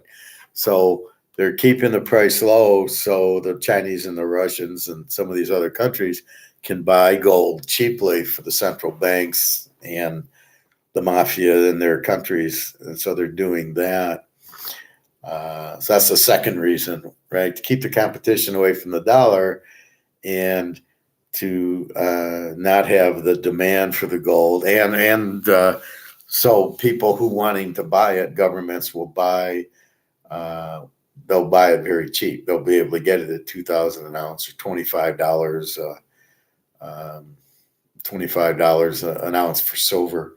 I mean, it's just so stupid, but people don't understand that. And people look at the gold price, they look at the COMEX, and they just go, "No, this is, gold doesn't move. It's very low. Why should I buy it? I'd rather be in Microsoft stock or some oil." Even yesterday, talking about gold stocks. Gold stocks are fine, but they're being manipulated the same. They don't have the value they should. And again, they're basing it on this low. Why are they using the commodity, the paper price to value the gold mine when it's all physical? So it's basically the boat sinking, but everybody's just ignoring the water coming in. And so this is really the problem. So again, buy your gold and silver because you can. At worst case, you sell it back to the coin store and you get your $2,000 back. It's not going to zero. It's not going to 1,000. It's 2,000. They're trying to move it down so people don't buy it, but it's not real. It's a fake. It's a scam. That's a Madoff that's going on there. So I see a lot of people here. We went to the mall today, and it was a expensive mall, and you see all these people, and it's a shake your head moment, and you're just like, man, all these people are going to lose everything, and they're not going to know what hit them. Now I don't know how many people have gold, but I think it's turned into people with a lot of money are going to get screwed. People with no money really won't get screwed because they don't have any money. So that's really what you're trying to get at is you're the ignorance of the people, and it's really the wealthier people that are going to get hurt because their dollars will go to zero. 100 grand goes to zero, you're hurt. Somebody with no money, and you're trying to tell them, and then you're shaking your head going, why do you have no money? How do you not have $25 to buy an ounce of silver? How can you be that poor? And it's mostly skill set. It's these people who don't have a skill and they can't therefore buy it because they don't have the skill to make money at it. And that's a shame. And that's really the problem with it, unfortunately.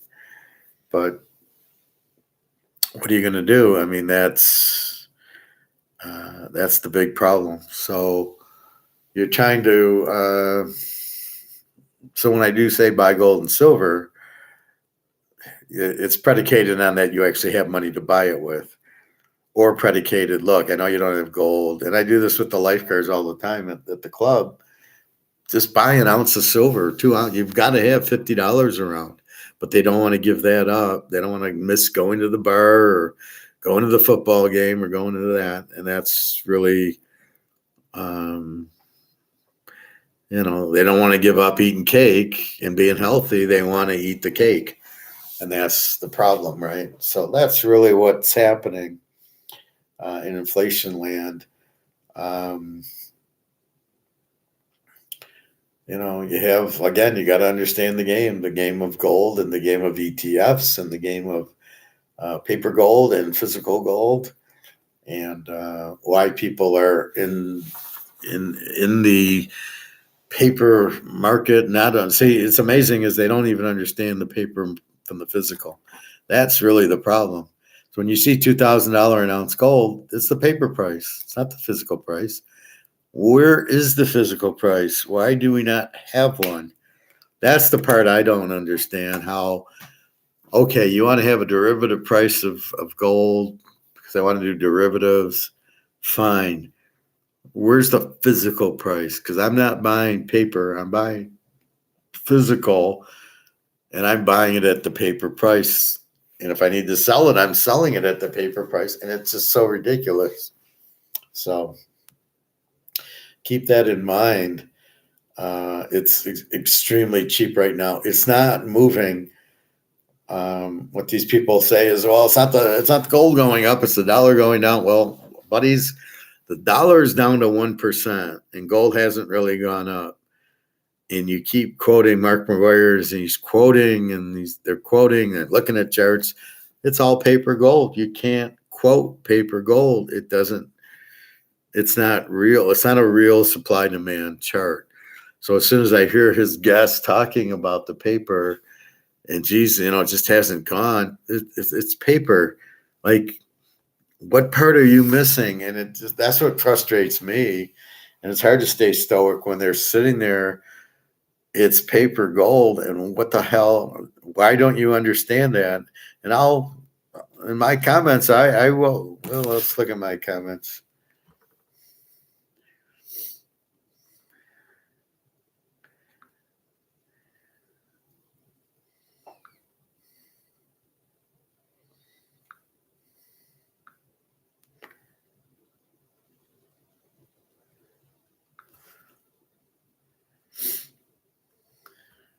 In unserem AI-Crash-Kurs zeigen wir dir, wie man E-Mails beantwortet mit AI, wie man Webseiten... Carefully.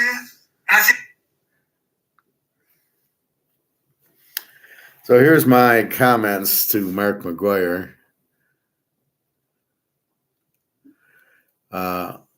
First one, why do you keep talking paper gold? Here's my comments. Why do you keep talking about paper gold? Shake my head. That's fantasy price fix.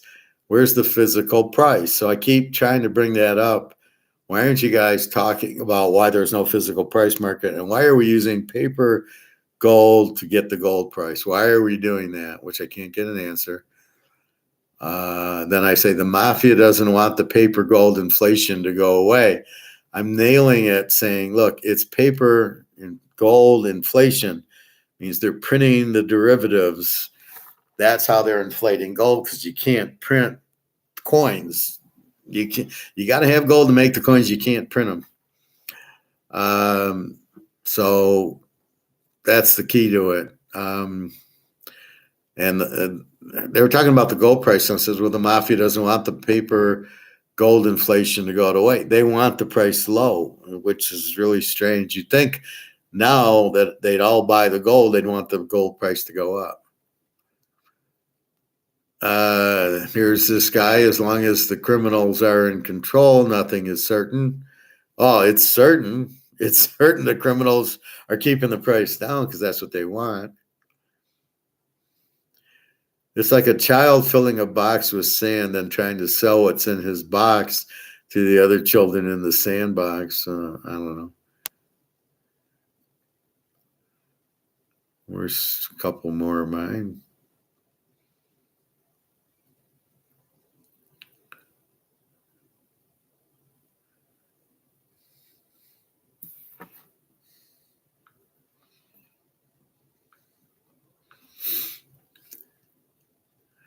JP Morgan sets the price of metals by pump or dump paper contracts. We still lose a lot.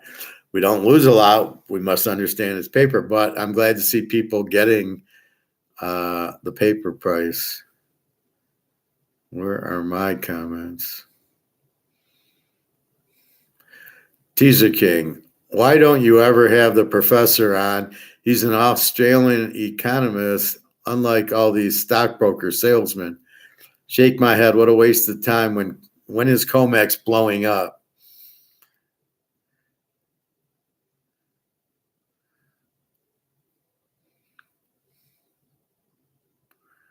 Then some guy says, translate to English. Oh, God. Some guy, it's not though, is it? It could be, but for the fact that all the markets are being heavily manipulated and that the value of silver will only adjust if the control exerted on the markets is released, precipitating a readjustment of value in lieu of debt. When will it happen? If it does, then the value of everything will crash for lack of liquidity, pushing down the price of silver before fair value is established. No, you don't understand. The various investors who tout $3,000 gold want your metals before Jim Seclair 50,000 in 2025 predicts. I don't know what that. Nefarious investors who tout 3,000 gold want your metals before Jim Seclair 50,000 in 2025 predict. That's my prediction, 50,000. Now, who's this Jim Sinclair guy? Checked out Fort Knox Gold 2014 and took it home.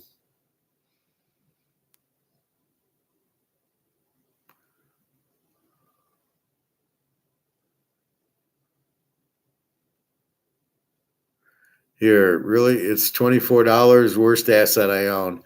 So he thinks silver's the worst asset he owns. Doesn't understand paper. Really doesn't get paper.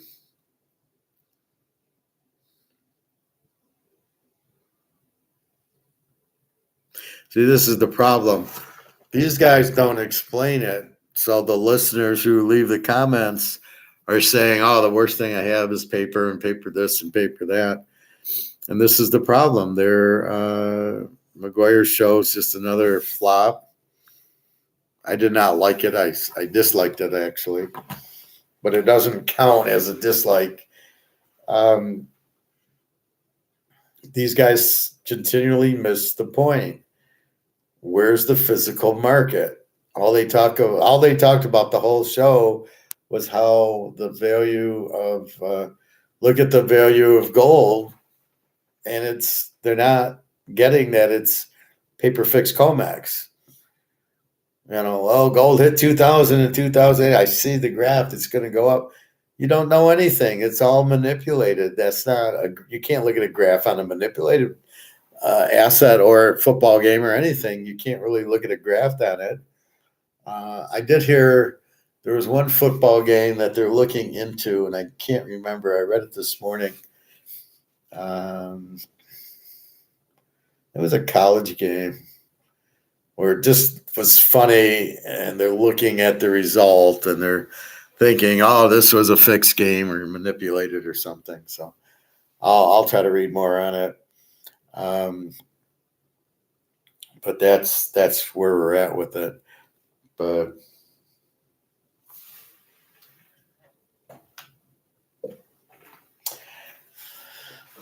that's what's happening there. So everybody's panicking. Why is gold going down and silver? Because they want it to go down, because it's paper. It's the derivatives. They're trying to inflate it to keep the price down, to keep the competition away from the dollar. Now, the most fun I had was telling my friend that all the currencies in the world are worthless. She couldn't understand it. The euro is worthless. They're all already worthless.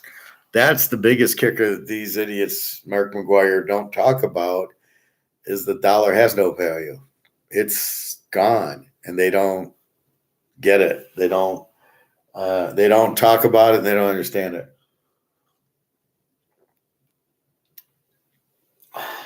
So the biggest thing I talk about is if you hold dollars, it's gone, right? Your dollar's worthless. So if you hold dollars, you got to get out of the dollars because it's worthless. And then we'll see about gold and silver when it breaks through, then you'll be happy. But at least if you hold dollars, you know you're going to zero because you know they're inflating it because they're printing it. And they don't understand if I keep printing it, it has no value. So that's the first problem, right?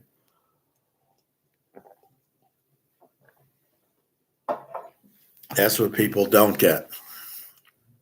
So they might not want to buy gold and silver, but they don't understand why.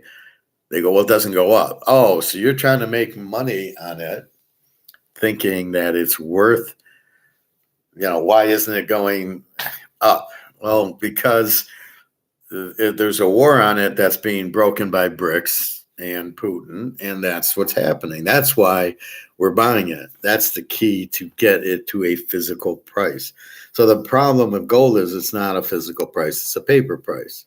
Why people listen to it, we don't understand, but we know it's not going to last based on what BRICS is doing, printing gold-backed currency, which will get rid of the paper price. You can't keep this paper fantasy going by printing more and more and thinking it won't have an effect. I mean, you can just see prices going up, especially here, prices going up. I mean, I get a burger, it's $20. I mean, it's like, it's a shake your head moment. Like, are you kidding me? That's what I miss most is going to the grocery store and cooking myself. That's why when I'm at home, I save a whole lot of money by buying 3 pounds of meat at $5 a pound and cooking 8-9 hamburgers and having hamburgers for 5 days. Yeah, but I'm not only healthier from it, but I have more money from it because I'm not wasting my money on $20 hamburgers that's $6 that I can buy 3 pounds of hamburger for one hamburger that I'm eating. And that's the problem, being at a different place, you're trying, you don't really can substitute that well. Where am I going to eat? That's cheaper. That is just as good. And that's what's difficult. So it becomes that it's, it's just so many mindless people walking around are so clueless. They don't understand what's happening to them. This is why I use the most basic premises I can, keeping it 5th grade level, is the Titanic. And that's why I use the Titanic, basically to say, look, this is zero. This is the water's coming in the boat's sinking. That you can understand. And the boat is basically sunk with the money, but people don't understand that concept. So people aren't catching that their money's worthless. When I see all these people at the mall buying stuff, you just shaking your head because they don't get that they're all in big trouble soon. And it's just most people are in trouble. They just don't get it. They just don't see it. They don't understand it. They couldn't understand it if they wanted to. My friend said, but the money is energy. I have energy with it. I buy things with it. And she says, well, I can't buy things with gold. And I said, sure you can. It's an asset like a Rolex. Can you buy things with the Rolex? Indirectly, yes. You sell the Rolex, you get the money, and then with the money you buy it. Right now with gold, that's what you do. I go, gold's going up in value, even though they're kind of manipulating it. It's still going up. Where silver will be following and is so cheap. Let's see what's going on with gold now.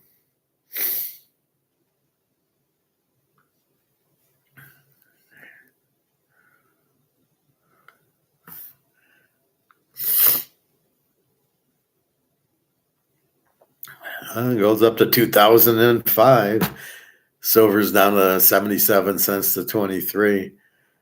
Again, this is why, see, this is what they want. They want you to look at the paper price and react accordingly. And it's bullshit. It's not the real price.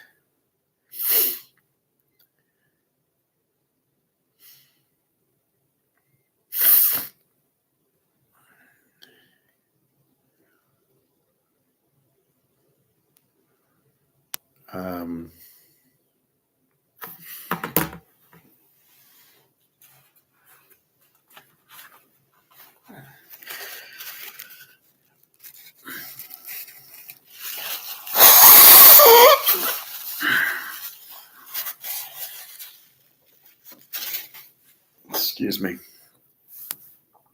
So that's what you have to realize is it's being manipulated. And see, being stoic, the question is why? Why is gold going down when everything's going up? What are they trying to do by keeping the gold down? What is the point in that? And that really is how you dig into things. I was watching the Stoic one. It says you want to be the smartest person in the room, and then it tells you how to be. And basically, the how to be is asking, why is gold 2,000 an ounce? If you ask that question and then dig into it and find out, now you're smarter than everybody else because you asked that question and figured it out, and nobody's even asking it. What are they saying? Oh, well, gold's no good. Gold's not a good asset. It doesn't go up. It's not moving. They don't even understand what moves it. And then to tap it off, they think, well, gold moves because of inflation. Like, that's the only reason it moves. No, that's got nothing to do with it, really. Gold would move more if you let it be a free market, which you don't let it be.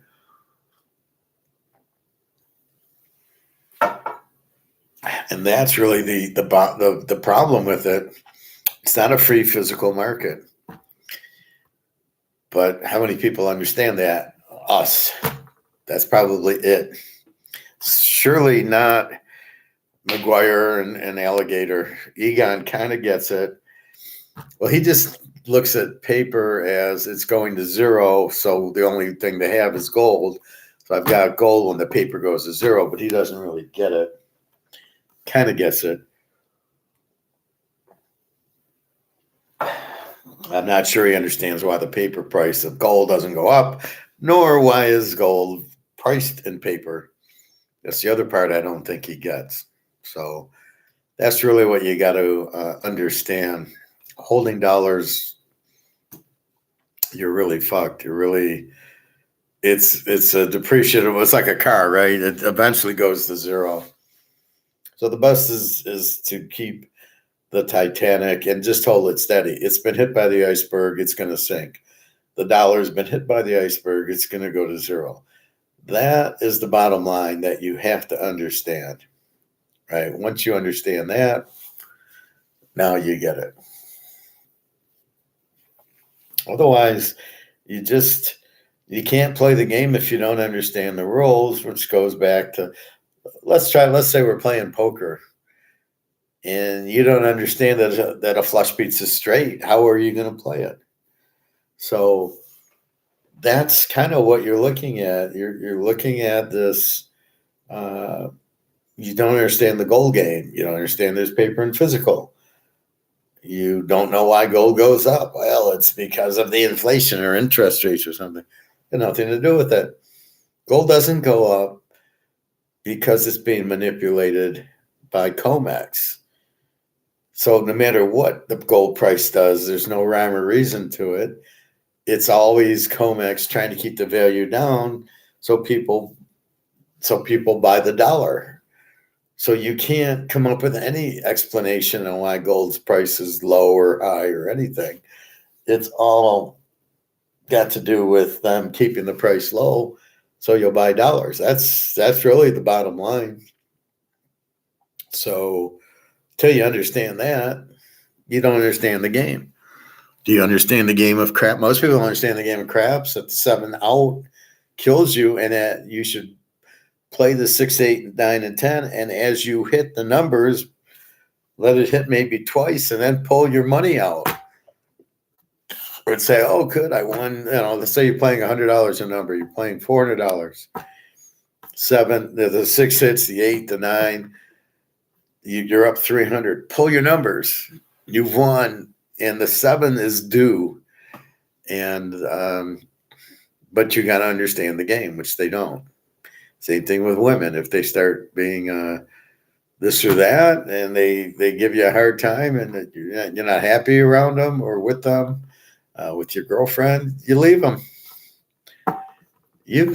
Life should be about being happy and making your if you're like me, a girlfriend happy. That's what life's about, making them happy and putting them first. If you can't do that, you can't even date, and it's never going to work. And if she can't do that back, it's never going to work. So it's got to be, they're trying to make you happy, you're trying to make them happy, then it works. And that's what you got to look for and find. That's the game. Most people don't understand the rules of the game. They look at looks and they go, well, she's attractive, so I'm going to date her. She's alone, so she dates you because she doesn't have anybody. That's the biggest scam I've ever seen, is the girl who is with the guy because she doesn't have anybody else. So she's not really with him for any good reason, just the fact that she doesn't want to be alone. So she dates this guy, and then she's scared to, then here comes somebody like me, and then she won't leave the guy because that's all she has, and she can't trust that I'm going to, at least he's there for me. I don't know who you are. I can't trust you. It's all such bullshit. People are so weak. I advise you watching these stoic videos they showed you.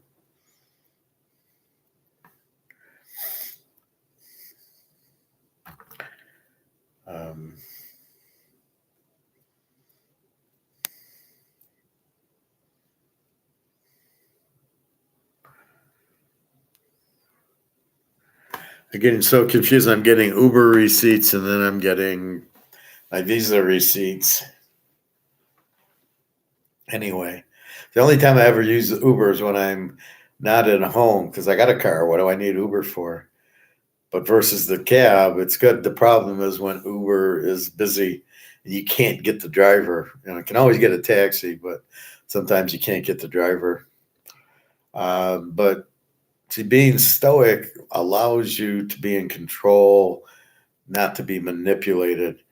Oh, I'm alone, so I'm going to date this guy or this girl because I'm alone, and now I won't be alone. And then you get married, and then you get divorced 5 years later because you shouldn't have married the guy in the first place, but you only married him because you were lonely. Why were you lonely? Because you're not stoic. You're lonely because nobody wanted to be with you. Either you didn't have the right look or the right personality. And that's really it. That's the bottom line. Mr. Cold, Mr. Stone Cold. So that's really the problem. And if you're stoic, you actually attract people, and then because they want to be with strong people. So the key is really that you're confident and strong, and people want to be around that. So if you can do that and not act that way, but be that, then you'll have plenty of company. Girls want to be safe and secure.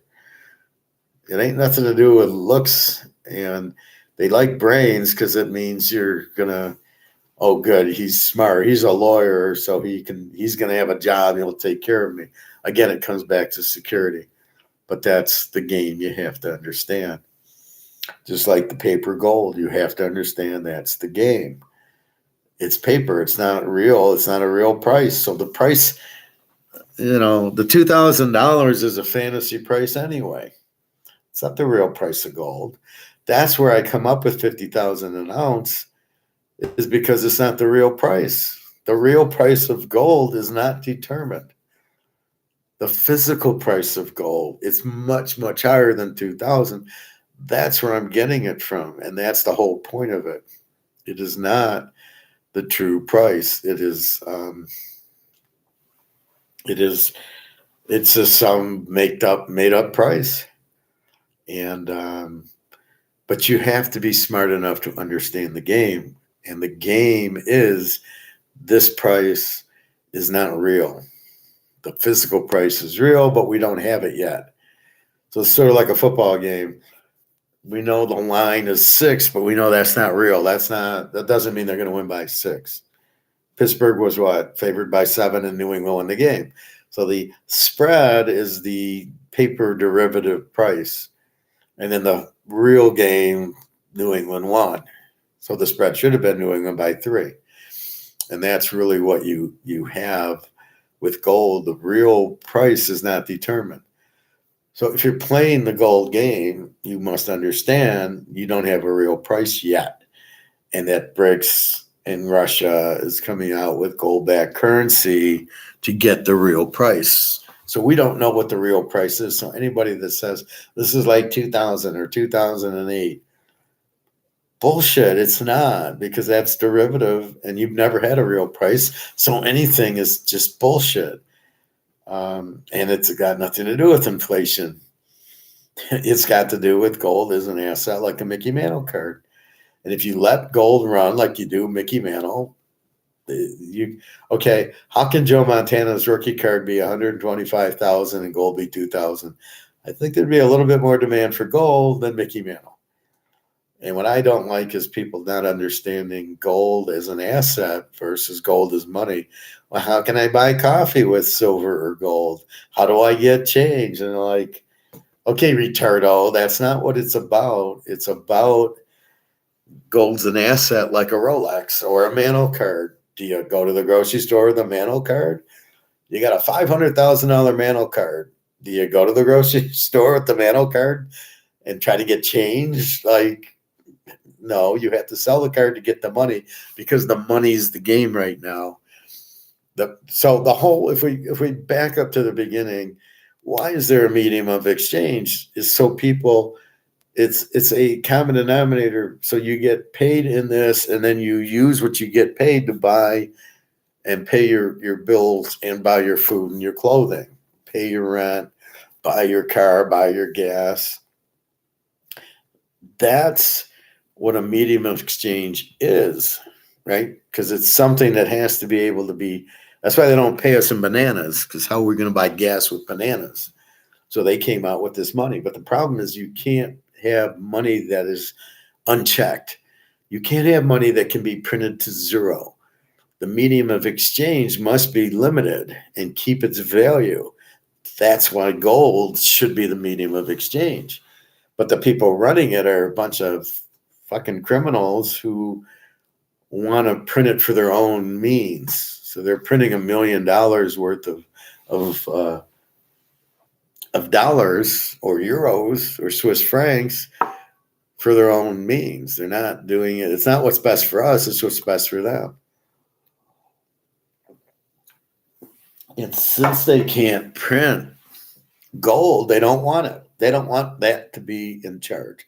But in the medium of exchange, it should be something backed by gold, so you can't fuck around with it. That's the problem with Bitcoin. You don't really know what the value of Bitcoin is. Gold, you pretty much, if you priced it in gold and you know it's, let's say, 10,000 an ounce, you'd have a good idea of what the value of money is, what the value of gold is. And that's the whole point. You would have that understanding that that's the game, right? Gold, you can't print it. This is the value. It can't be manipulated. It can't be printed. That's the whole game of money, of the medium of exchange. So the money, the paper is just the easiest thing for people to get paid in and people to go spending. That's the point. But it shouldn't be dollars that aren't backed by anything, because without the anchor of gold, it just flies to the moon, which is what's happening, loses all its value. So now nobody really understands the dollar isn't worth what they think it is. And $100 is worth $1 now. It's worth 1%. But they don't add 2 and 2 together. So when Oreos and Cheerios raises the price of their goods, they think it's Oreos and Cheerios raising the price. They don't realize it's the dollar losing value. The dollar went down in value again. And that's, as soon as they realize it's when gold goes to the moon. Till then, they think, oh, Orioles, they're trying to gouge us. No, they're not. They just the price went down. So that's what the medium of exchange is. It's supposed to be a steady price, and it shouldn't be inflated. But you can't inflate gold. That's why they don't want gold to be it. So it's a bunch of crooked bankers who are running the governments all over the world, and they don't put two and two together to tell you that, oh, we're printing it, so therefore it has no value. They're not doing that. And that's really the problem. So that, in a nutshell, is the game. And they keep it in dollars. They don't want gold because they can't print, but if we don't play the game and we all go buy gold, they're fucked because they're holding money that has no value. So they don't want you to realize it has no value. So they keep the gold price down, because then you don't run to gold, because you don't know to run to gold, right? You can't run to gold if you don't think gold's the answer. So when I use Titanic and the waters hit the iceberg and the water's coming in the ship, you get on the lifeboat. Right? That's what it is. You get on the lifeboat, but nobody understands that as the paper's sinking, that the lifeboat is gold. And by keeping the price of gold down, they blind you to what the lifeboat is. And that's what I keep telling you: buy the gold and silver. That's the lifeboat. Because that's the simplest way you can understand it, is by explaining it as the Titanic. I mean, I can't get technical like Mark McGuire does, because nobody understands what the fuck he's talking about. And then he brings the guest on, and the guests are just somebody trying to sell shit to you. I love how they're by popular demand. Well, I'm about to never watch you again by popular demand. The guy you had on today, what a fucking idiot. I mean, they keep talking about paper. Oh, this is what happened, and it's price fixed. Yeah, we get that, but they don't understand why it's price. They're not asking that question. They have no clue why it's price fixed, because they're not economists. So again, that's the real reason, is they want control of it, and they don't want you out of dollars. Because once everybody realizes dollars are no good, you're into gold and they're done. And they want to keep their power by keeping it there. And then people get confused and they go, well, how am I going to go to the grocery store with an ounce of gold or a quarter ounce of gold to buy my grocery? How am I going to get change? Well, who says anything that it's the medium of exchange? Gold is an asset. You have a Rolex. You have a Picasso. You have a Mantle card or a Brady card. You're not going to the grocery store with those. You're going to go trade. You're going to go sell them for money, and you're going to take the money to go to the grocery store. So what does the grocery store take right now? Paper. Even though paper is worthless, they still take it. So what you're really looking at with gold and silver, it's not that I'm going to the grocery store with it. I hate that as an argument. It just shows how stupid people are. There we go. It shows how stupid people are, because they're like, well, I can't take gold. I can't buy groceries with, like, why would gold be the answer? I can't go to the grocery store with it. Well, eventually we'll go to the grocery store with it, because eventually the paper will go to zero, as it's always done. And once that happens, once the grocery store prices things in gold and silver, which is where we're headed, then yes, you will take your ounce of gold or ounce of silver to buy groceries, and everything. Milk will be a silver nickel, and steaks will be a silver quarter, and that's how you're going to buy it. They'll change prices to silver and gold, mostly silver. But people can't think like that. They can't think that far in advance. They just say, well, I can't go buy a coffee with silver. I can't get change. Well, because we're not in the gold and silver world right now. We're in the paper universe. So in paper universe, that's what you need, is the paper dollar. That's what works. But the problem is the paper dollar is being printed to zero. See, that's where the whole argument comes in. We're in a paper world, but the paper is worthless. But the people in charge don't want to tell you that A, they fucked up, and B, it's worthless. But the people that understand it, understand the game, me and you know the paper's worthless and know we're going into the gold universe and know the value of the gold is worth 100 times what it says. The $2,000 an hour gold is worth at least 20,000 until there is no more dollar. And the beauty of gold is then everything gets priced in gold. Gold has its own value. It doesn't need the paper to be valued. Where Bitcoin goes to zero, and how is Bitcoin going to be valued? In gold? I mean, so Bitcoin, that's what's it, 20,000 a coin is now going to be worth an ounce of gold will buy you a Bitcoin. Bitcoin gets priced in gold because it can't be priced in dollars. When dollars goes out, Bitcoin cannot be its own value. Just like the Mano card, let's keep it simple. You got a $500,000 Mano card, okay, PSA 9, 1968, and it's worth 500 grand. You can't price the Mano card. Right now it's priced in dollars. You can't price it in the card itself. The card has no value. It's got to be in terms of money. So it's in dollars, and then it'll go to zero, and then it gets priced in gold. So now, 2 ounces of gold will buy that $500,000 Mano card. That's how it works. So Rolexes will be priced right now in dollars. Will go to gold. So an ounce of gold will buy the Rolex or something like that. That's where we're headed. That's how it's going to work. That's the game. So you can't look at gold to buy groceries or silver to buy groceries and think, well, how am I going to get change for it? Well, that's not what the point of the game is. The point of the game is to transfer it to dollars as long as we're in the dollar universe. When the dollar goes to zero, which is what I tell you about BRICS in Russia, they're coming out with gold-backed currency, which will blow up the dollar because then we won't be in a dollar world anymore. Now we've been introduced to this gold world where now everything is gold-backed currencies. Europe's going to do that.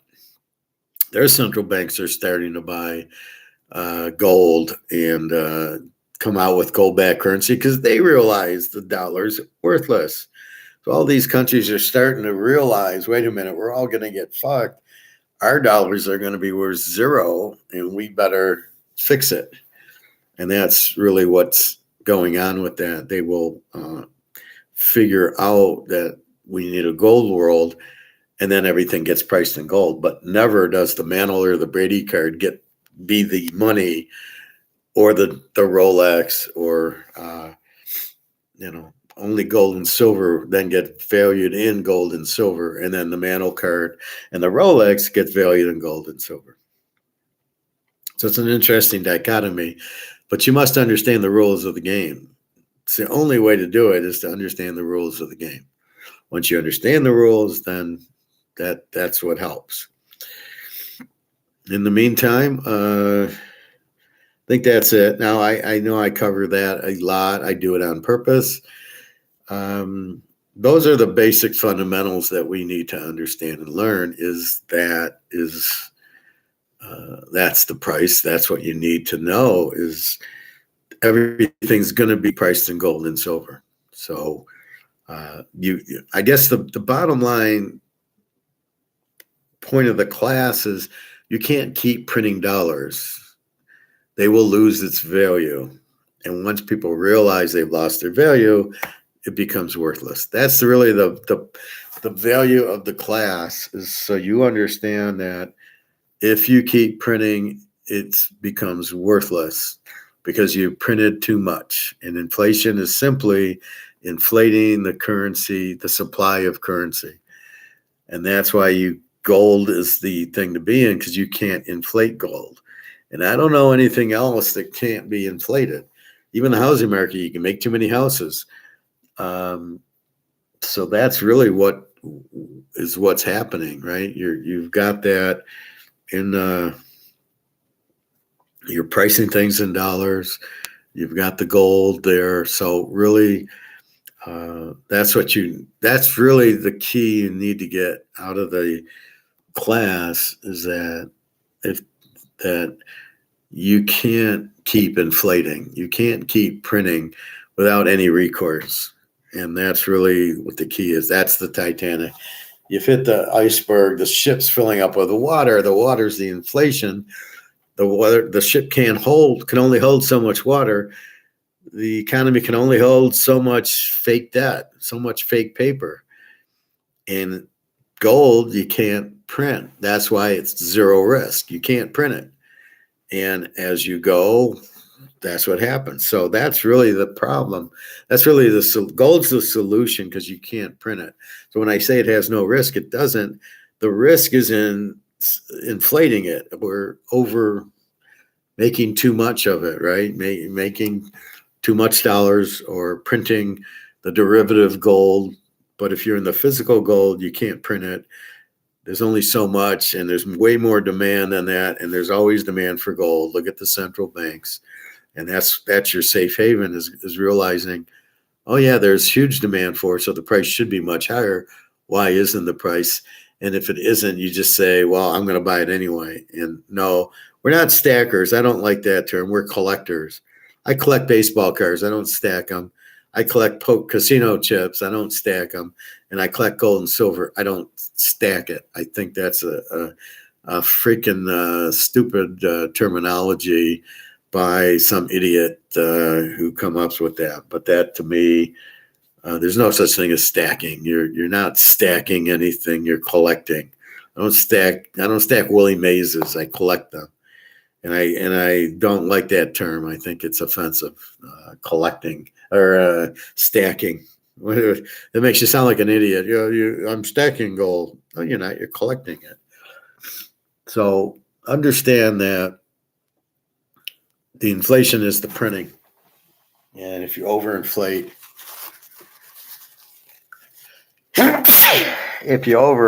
you kill the value.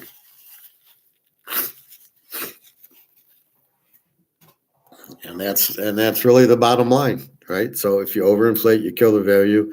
With gold, you can't overinflate. But that's not what people understand about gold. They go back to, I can't use it at the grocery store. Or, you know what, if I need food, how is gold going to buy me food? Yeah. What do you mean, how is gold? How does money buy you food? How does anything work in an economy? You have a value, an asset. You either sell for that asset, or you trade for whatever the thing is. So if the thing is dollars,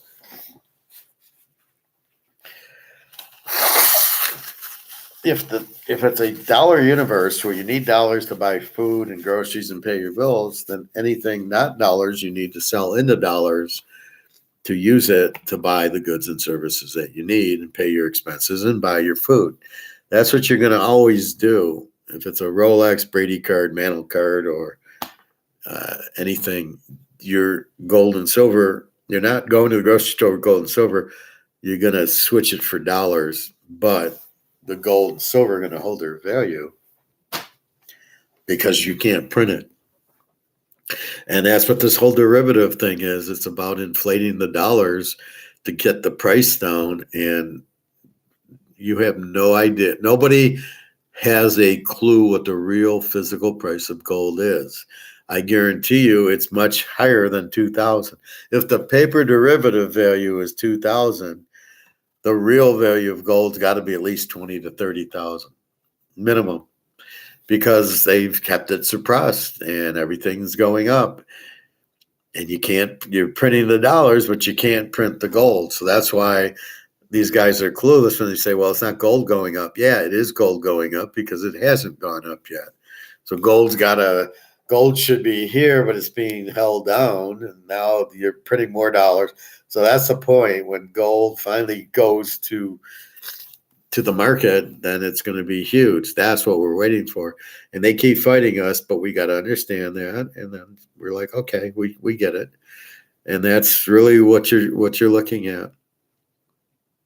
So with that said, again, tomorrow, free pick, go Army, beat Navy. I like the Army under. It's a low 128.5, under 34.5. Still tight, but they play so many low-scoring games. That's probably what you're going to get. I know you're going to get a low-scoring game. The question is it like Pittsburgh yesterday where it was a 39, but that was over because the line was a 31 or something like that. So a 30-point game in the Army-Navy game goes over the 28. But you can't go over 22. It's just not enough scoring, and I don't know. Their offenses are terrible. So I don't see how you're going to get over 22. You're going to get under 34 more easily just because they run the clock. And then we get to Sunday, and our free game is the Minnesota-Oakland under game. Definitely that. I got 4 locks already going on Sunday. And I'm waiting Trevor Lawrence's status. Lamar, I think he's playing. Still trying to figure out the Baltimore game. Used to be a good game, the Rams and the Colts in the 60s. And that's what you're looking at. So there's a few injuries you're trying to get value on. Green Bay, are those guys coming? Jacksonville's the biggest one, I think. So really that's what you're looking at is what are they, we got to wait for the injured.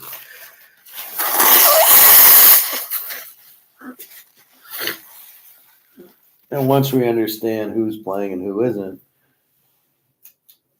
then we have a much better understanding of playing the game. But you got to wait for the injury. You can't play Jacksonville, even if Trevor Lawrence. I would almost assume he's not playing, and even if he does play, he's not going to be good. So that's probably a good under there. But you can wait. But most of them, the biggest, strangest line is Miami 13.5 over. Tennessee, I don't see how in the world they cover it, especially in teaser world. 19 points.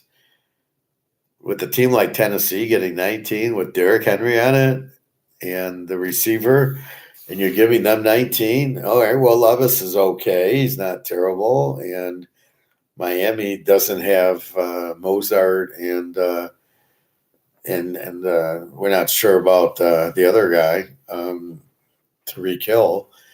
They're questionable. No, I'm sure they'll play, but even with them, Tennessee's going to play rough, and they're going to – Miami's not going to go up and down the field on a team like that. So that's ridiculous. That point spread's way too high. I don't know who would take Miami. Who's stupid enough to go Miami minus 13 is a good bet. Are people that don't understand the defenses and don't understand when you do it against a Z team, it's a Z team. It's not anything else.